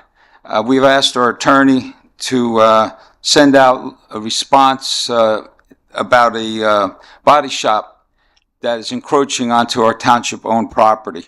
Can I get an update on pump station 9? Your turn again. So, Council President, our attorney's office reached out to that property owner, and I believe that they are in communication. I don't have an update in terms of a schedule of when those vehicles are going to be removed. Vehicles are encroaching upon MTUD property. Okay, do we have any right to remove these vehicles off of our property? Yes. Yes. So I mean, we always try to do it if we can do it without resorting to litigation. That was why we called and said, and try to get them to do it. If that doesn't happen, we have an absolute right to do that. Because this has been going on for so long, and they keep encroaching. And what's happening is a lot of our employees having a hard time just getting to the pump station, and it's just not fair. I mean, they work around the clock, our crew, for this, and I just think if they don't remove the cars, then we should remove them at their expense. Thank you for the update. 9/11, we have a memorial coming up. It's a time that we all remember exactly where we were and what was going on at that time. And it's something that everybody says, we will not forget. So hopefully, I know our first responders, our staff will be there, and it's something that we all remember and we will never forget. 9/11. It's around 8:30, 8:45 on 9/11. Tomorrow there's a ribbon cutting on England Road at 4:45. There's a trail that was constructed. There used to be a street called Long Street for many years. A lot of people just used it for the hunting guys used to just use it. It wasn't a road that people can drive a car down. It was something that all the hunting, guys and girls, whoever hunted, would use that long street. So that's tomorrow, ribbon cutting, England Road at 4:45. On 9/20, September 20th, it's 10 o'clock at the high school. There's a car show, and also Green Fair is something that we attend and we support. I'm the liaison for the Green Team, and it's very important to attend on September 20th at 10 o'clock. I also wanted to say thank you to Mark and to everyone involved with getting the county on Prospect Plains Road about the Monroe Oak. I'm liaison for the Shade Tree, and we don't stop talking about that Monroe Oak and protecting that Monroe Oak. So it's very important, and I want to say thank you for you and your staff to make sure that the job gets done with the county. So thank you, Mark. League of Women Voters, they're having just meet the candidates on September 8th at the Senior Center. It's at 6 to 9. It's just a day that just come out at the League of Women Voters. They always do a good job, and that's going to be their event on September 8th. And that's all I have, Council President. Thank you. Thank you. Terry. Happy Terry. Thank you, Madam President. Let me first say, to me, the most significant thing, the police accreditation tonight. When you move to a town, what do you look for? And probably the most important thing you look for is having a safe town. And year after year, we usually gain some form, statistically speaking, being one of the safest towns around. We owe that to having a great police force. And not only do they do a great job, but they do it in a professional manner. And I think they certainly deserve whatever praise they get. And we very much appreciate them, and I know all the citizens do too. When I first moved here, we had an incident where our front doors blew open in the middle of the night. The alarms went off, and the police were there in like no time at all and walked us through the house. And the reason I say it's they showed that they cared. And, you want that out of your police. A lot of times nowadays, police get a bad rap. You hear about bad things, but that's why I always like to emphasize when they do the good things. And our police are very, very good, and we're very appreciative of them. Speaking of police type things, first of all, Charlie sort of mentioned that, kids are back in school now, right? So we got to be careful driving. There's a couple of laws in particular people need to know. When there's school buses, you cannot go around them. Even if you're going in the other direction, you got to let the school buses go. Watch out for the kids. When there are pedestrians in a crosswalk and you're going down the street, even if there's no traffic light there, state law is you must yield to pedestrians. So anybody that's watching this, please be careful. And it's for a safety reason. because we don't want anything to happen to children or other people that might be in the crosswalk. So those are two items. Just talking for a second about Leah Wagner, who retired. You know, when she says 36 years, that's really is a long time.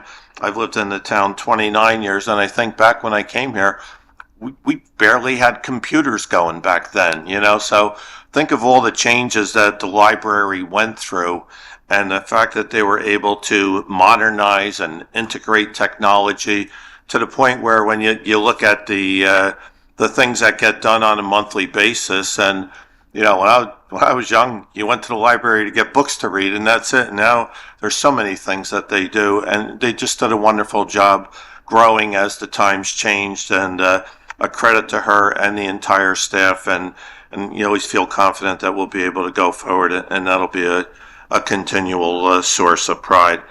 I did want to mention also, they finished all the paving at Inwood Estates, which is right next to my development, and I sometimes go down there walking or riding a bike or whatever, and they did a nice job. Those people had so much to put up with, you know, between the landfill and everything, and there was a time when they had the construction, and there was a time when they had trucks coming out of there, with the tank trucks taking out the leachate. So to see that it's finally done, hopefully those people in that section can have a little bit more peace of mind, and you know, move forward without a lot of other distractions. I do want to thank Mayor and administration for their work on the affordable housing that they did. I think it'll be a long run of tremendous savings and good for the overall benefit of the town, including the Disbro Hill Road acquisition. They do need a park down on the south side, so that's a great thing to have. So all those things are great. And I have one last thing I wanted to end on. I saw this article actually in the Home News. Young man named Christopher Jones Jr. from Monroe actually he's a Boy Scout, and he earned all 139 merit badges that are offered by the Boy Scouts of America. And to give you an idea, the Boy Scouts have been in existence well over 100 years, I believe, and less than 1% of the Boy Scouts, it's 115 years, less than 1% of the Scouts have ever been able to do that. So we have a young man in our town that did that. He deserves our congratulations, as well as his mom, Christina, and his father, Christopher, who guided him along on that journey. So congratulations to Christopher and his family. That's all I have tonight. Good, thank you. Mr. Mayor. No report. That was brief. Everybody said everything. This happens to me all. I'd like to move to our public comment section, please. May I have a motion to open public comments? Motion. May I have a second on that? Second. All in favor? Aye. Aye. I know we have several people all waiting to speak to us. You go first. Thank you so much. Your name and address for our records. Christina Fahim, 21 Avenue J. I'm bringing up awareness to a situation that happened on Thursday, August 28th, regarding dog violence and death. My parents helped me take care. A little more slowly, so I can understand I your just words. want to make sure I have enough time. You will. I want to hear your words, please. Thank you. My parents help me and take care of my children and dog while I'm working. They live at 24 Venezia Drive. I dropped off my dog and my baby that morning, and my dad took my dog Roy for a walk while I was getting my baby situated. During this walk, the dog Scoopy, a Rottweiler, who lives at 16 Venezia Drive, escaped out of its home unleashed, charged unprovoked at my dog and my dad, and murdered my dog. This was a preventable attack had the dog been appropriately contained in its home. Regardless, this dog has had multiple incidences, not only in this neighborhood, but in the surrounding neighborhoods. This dog has shown aggressive behavior towards dogs and humans. One neighbor told me that they had reported the attack to the police at Veterans Park. However, the police failed to write a report and only gave them a verbal warning. Multiple neighbors have spoken to its owners about their negligent ownership of the dog over the past 2 years. Despite multiple conversations, they continue to expose the neighborhood to a wild animal, not a domesticated or trained dog. Currently, the dog still resides in its home, and it is pending the judge's decision on whether it will stay or be removed from its home. I have been unwell since the death of my dog, and I cannot sleep thinking what would have happened if my 2 kids were on that walk with my father. The whole neighborhood feels unsafe living around this dog. I would like advice on how to proceed if the judge permits the dog to stay in the neighborhood. None of the neighbors want this dog to stay in its home. I would also like the township to work on a program with animal control to ensure neighbors and following dog rules of the township are followed. In addition, I'd like to bring up an issue with the dispatcher that occurred the day when 911 was called. My dad was in extreme distress when he called 911. He literally sounded like he was dying. The dispatcher was not only rude to him, but asked unnecessary questions during an active attack instead of sending immediate help. This resulted in a delay in police and animal control showing up to the scene and allowed the pet owner of Scooby enough time to tamper with the evidence of the scene. If you would like to watch the footage of the gruesome attack, I have it so that you can understand the severity of the issue and how much danger we are in. Furthermore, we spoke to the postal carrier on that street, and she reported that the day after the incident, the Monroe Township police officers went to the post office and informed them of the situation and distributed pepper spray to the carriers in case they come into an encounter with this dog.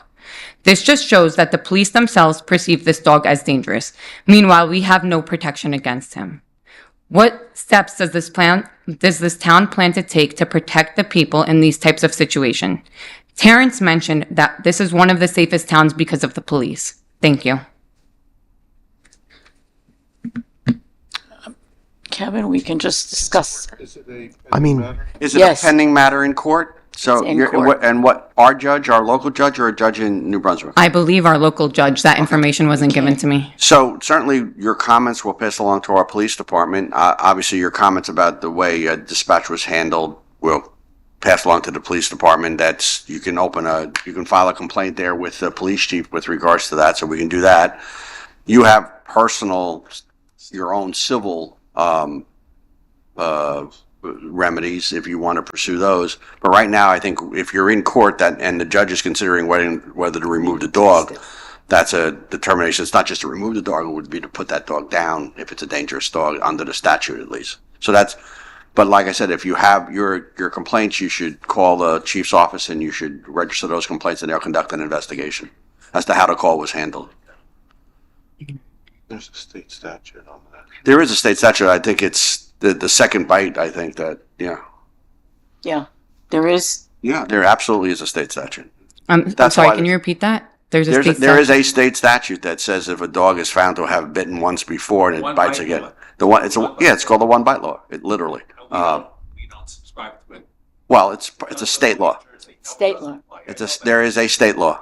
There is a state law in New Jersey. I know that there's. I've read a lot about it. Yeah. Well.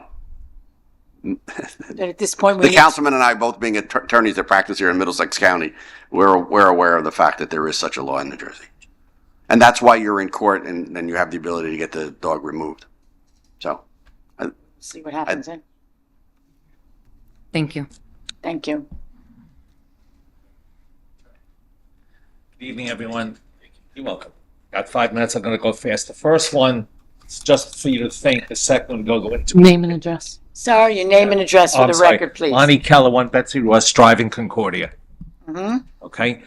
First one's just for you to think about. When I moved here 5 years ago, we had an ESCO in place. An ESCO, energy saving company. Yes. Mm-hmm. And once the profit margin became narrow, the ESCO said we can't do anything for you.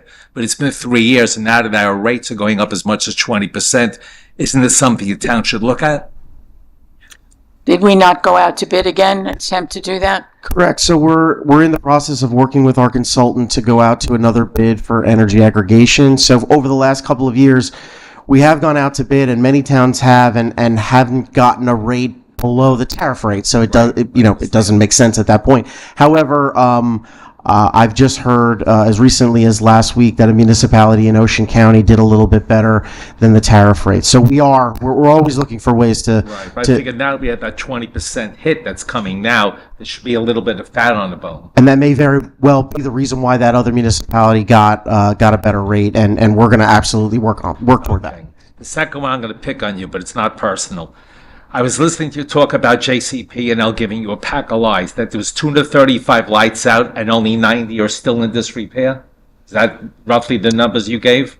Of the 235 lights that our police reported, which does not include lights within gated senior communities. That's my next, okay. Correct. The community managers of the gated senior communities have asked to communicate directly with JCP&L to provide those lists. We have just been encouraged in the last several weeks by the fact that 140 lights throughout the town, not in the communities, have been repaired. So we were, in comparison to other responsiveness in the past, that is progress. It's not good enough, of course, but it is somewhat hopeful that we got the right people who are paying attention to this now. So that's what I meant. Is there a dedicated department within the JCP&L that is supposed to attend to private communities? And not to make you laugh, but you said there were 90. We have 90 out in Concordia alone. I'm not even kidding. But your community is reporting it. Your community manager, if I remember correctly, that's First Service, they are responsible for reporting that to JCP&L. Right. I actually had to tackle the JCP&L guy. I'm sorry. No. But anyway, I want to thank we you for don't your control. time. I understand that. Thank you for You're welcome. Sir, you've been waiting patiently. Please. Your name and address for our records. My name is Sengiz Akun, AKGUN, and living in 20 Cornell Avenue, Monroe Township. The reason that I'm here is regarding the garbage disposal prices increasing in our community. And I'm aware of that since I'm living in this town since 1990, and every year like 10-15% that they are adding on. And I reduced my garbage disposal things to once a week. Still this year they raised again, and this is not only me. And I checked with also the town groups in the social media, and everybody is complaining about this, and they are not consistent with the prices. There are 3 companies that's serving in our town, and each of them are just giving the numbers which doesn't make any sense. Sometimes you have to negotiate with them, and sometimes you try to tell them that you are going to cancel the service. Then they will start giving you some sort of price compromise. So I don't understand why our township cannot ask them to bid. And like we did for the electricity before, we can have one company that if they lower the price, so you can recommend everybody. So then everybody should know how much they are going to pay. Because I pay around $105, and some people are paying close to $300 in this town for the garbage disposal. I don't understand this kind of price variations in this town. Either do I. Sure. Can you comment on that? I know, Ms. Mayor, is an issue.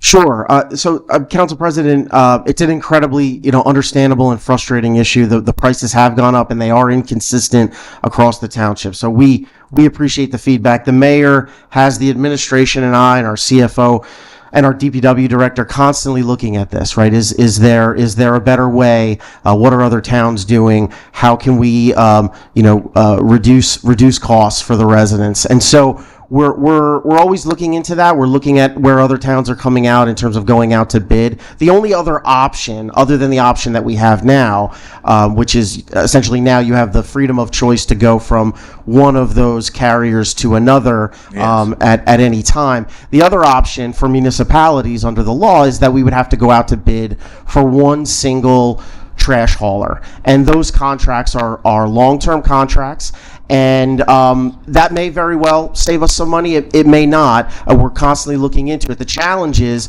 that I'm talking to a lot of other business. I apologize, my microphone keeps cracking. I'm talking to a lot of other business administrators throughout the state, and many of them are trying to get out of that business because they've gone out to bid. They've been in a long-term contract. Maybe the trash hauler wasn't very good, wasn't very reliable, and it's very difficult, if not impossible, to break that contract in the middle. Right now, someone can cancel their private contract with a trash hauler at any time here in Monroe. The other issue is, as costs have gone up for Republic and IWS and these other carriers that are passing those costs on to you, they're also going up for the single trash haulers that are serving an entire town. So garbage trucks cost $700,000 when they used to cost $150,000, and landfill tipping fees are in the millions of dollars per year. So other administrators are telling me, hey, 5 years ago we had a good rate, we bid for a pretty good rate,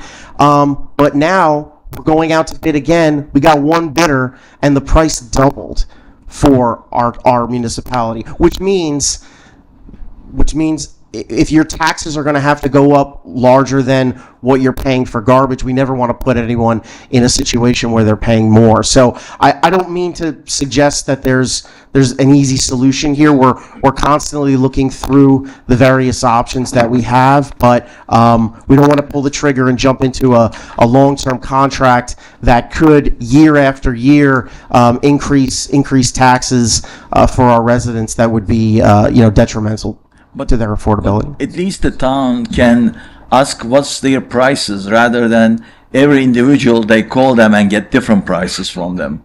So if possible that only the three of them are serving, maybe as a town, you can ask what's their price list. And because if I talk to them, they are giving me a price. And if my neighbor is calling and talking differently, and they are giving different price. Yeah. So it's not the same price. I don't understand that. And the other thing is, the fuel cost is right now is going down. I mean, last year and year before, we were paying much more for the gasoline and the diesel. And right now, I don't understand why the cost is going up and up. Maybe, like you said, landfill price and the other things. But I don't really see that how they are justifying this. I heard that Republic is right now having trouble with some states because there are some strikes against them so they have some negotiations with their workers. I don't know if we are going to be impacted on that or not, because I am with the Republic at this point. Thank you for your comments, sir. If we come up with a solution, we would be happy to share it, but right now, we're not. We're still evaluating what our options would be. Okay. And thank you.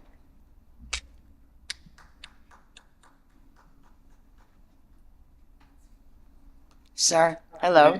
Good evening. Your name and address for our records, please. Hi, Mark Steele, 1 Karen Court. Yes.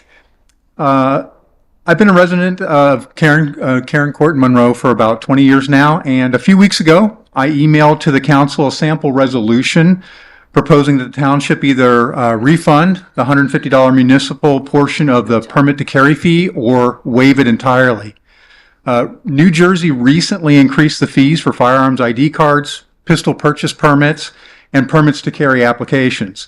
And the cost for a permit to carry is now $200, which is a 400% increase from before the law was changed. Of that, $50 is paid directly to the state, and $150 is paid to the municipality. Beyond this, applicants also have to complete mandatory classroom training on use of force and live fire instruction, known as C-CARE certification, which can cost up to $300 or more. These combined costs, potentially $500 or more every 2 years, create a significant financial burden. Whether intentional or not, this fee structure disproportionately affects lower income residents, effectively pricing them out of exercising a fundamental constitutional right. This raises serious concerns about fairness, both socioeconomically and racially. To put this in perspective, imagine needing to pay for a public speaking course, prove your competency, and then apply for a permit to speak at this very meeting only to repeat the process every 2 years at a similar cost. Such a system would understandably feel restrictive and unjust.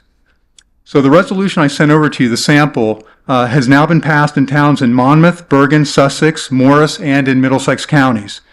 I respectfully urge the council to direct the Monroe Business Administrator to review that proposal, that proposed resolution, and collaborate with the township attorney to draft an appropriate version for a vote. Policies like this one in question here have real-world consequences, and I'd be happy to answer any questions you have. Additionally, I kindly request that the council take a preliminary poll this evening, if you can, to gauge your support for this resolution as outlined. Thank you for your time and consideration. You're welcome. We would not be taking a preliminary poll. That is not how this council operates. We thank you, and I did read the material you sent, as I'm sure all of my colleagues did. Thank you. And no questions, huh? No. Okay. Thank you for your time. You're most welcome. Sir, are you in a race for who gets here first? Have a seat. You're there. Max Saywitz, 113 Huffman Road. I've emailed the Department of Public Works, and I know I spoke to you actually on Saturday about this, but I don't know how this town decides which roads they're going to pave. I know that's probably an engineering question or paint lines on the roads, but I've been on Huffman Road for over 30 years now.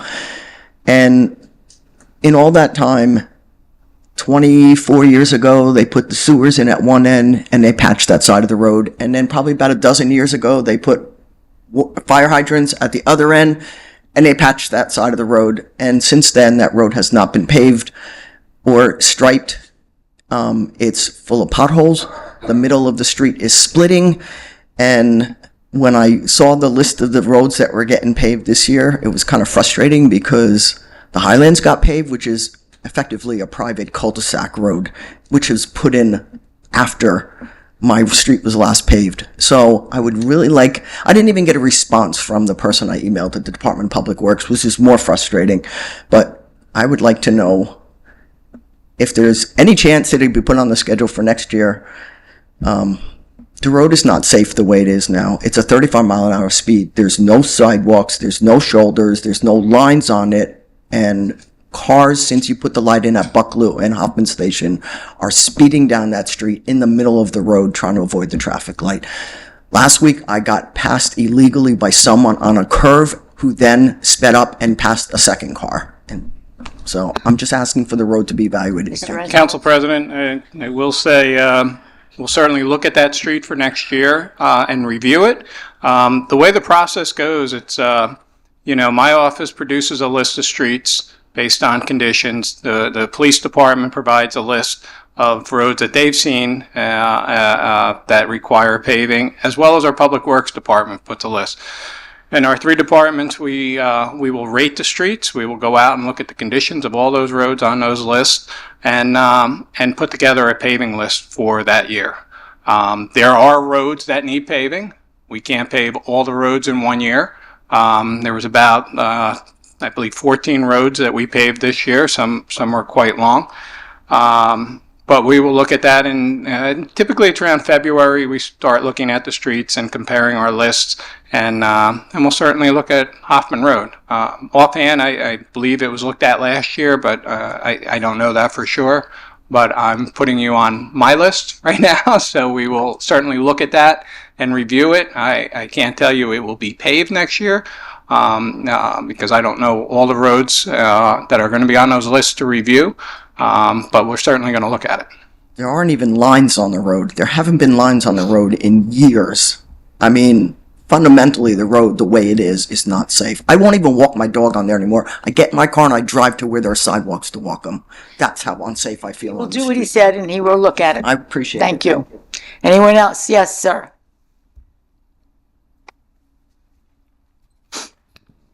Bob Valentine, 68 Union Valley Road. Just wanted to finish the conversation we had earlier a little bit. Just two questions. One was, in addition to the monitoring how much debt we have outstanding, are there any other financial covenants that the town needs to keep to under these bond issues that are going out, or ones that we already have? And then the second part is, were you required to get any kind of stub audit or agreed upon procedures report done in connection with this project? And if so, maybe just a brief summary of the findings or comments on that. Council President, sorry, Yes. would you mind repeating the second? I didn't understand the first. Oh, sure. For financial covenants, in other words, sometimes in order to get bonds issued, you're required to meet certain financial covenants, debt coverage ratios, working capital ratios, how much debt's outstanding at any point in time. No. I think the permission only to do bond other covenant borrowings. is that we Yeah, pay it bond back, covenants, right, right. That's what I'm talking about. I know there are any, so I was curious if there were. I don't think there are typically those don't exist in municipal bonds. No. Currently, they're going to issue the bonds under statutes that just require secondary market disclosure with respect to the future 20 years of filing the financial data with Emma, which is the national What is Emma? repository. Clearinghouse. Yeah. Electronic, municipal, something. It is a government I website. never get an acronym. It's a Right. government website in which we all require we file our disclosures every year. So if you wanted to buy municipal bonds, you could go and look at all of the disclosure for instance, Monroe's bonds. But as general counsel just says, with this type of bond, you may get those covenants with a revenue bond at an authority where there's debt service reserves, etc. But these will be general obligation bonds subject to no other reserve terms or anything other than what's in the local bond law, which goes along with the ordinance to buy the road you bought tonight. Right. Or you're going to buy. Same difference. Right. And did you have to issue any reports in connection with this project? Any kind of agreed upon procedures? I don't know, is there any requirement for an audit type of stub audits or? No. No, not on the financial side. On the power side, under the local public contracts law, with the audit of the numbers and the cash flow, yes. Yeah. But there's no separate financial reporting other than the annual audit, which has to be filed accordingly. Okay, great. Thank you very much. Appreciate it. You're the reason I didn't leave too. Anybody else wishing to grab address? me because I stepped outside. Anyone else wishing to address us? Come forward now, please.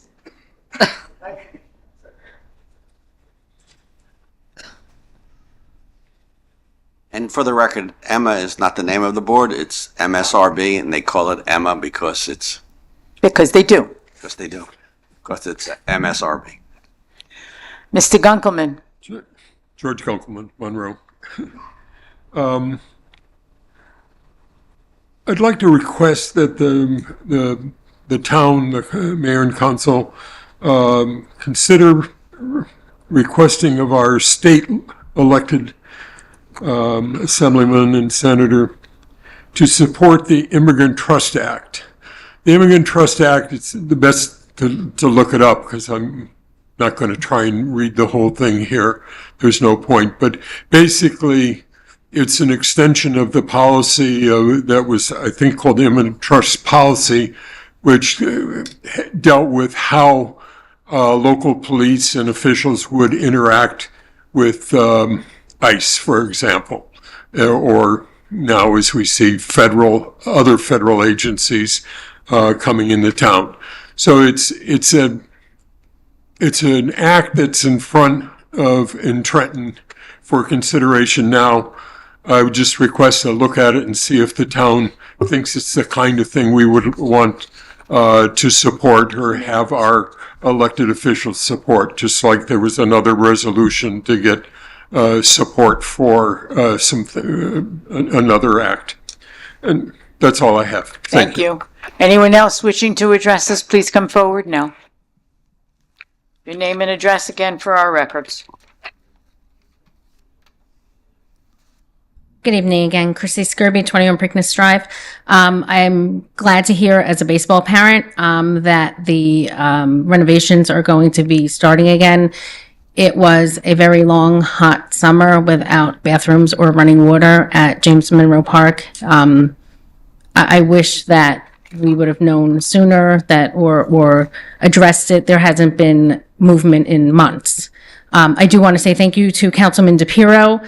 I had reached out to him one day after a very long, hot day of baseball, and the fumes coming out of the porta potties was absolutely disgusting, not even usable. And the next day when we got there, those porta potties were emptied and cleaned, and I just want to say thank you to Councilman DePiero.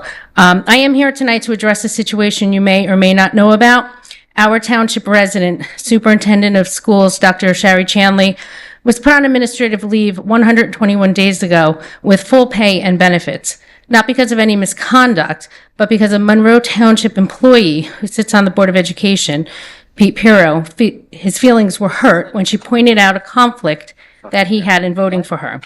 That's right, our children in our schools are suffering because one person on our Board of Education got offended. A person who Councilwoman Siegel testified in court under oath she supported for election last year.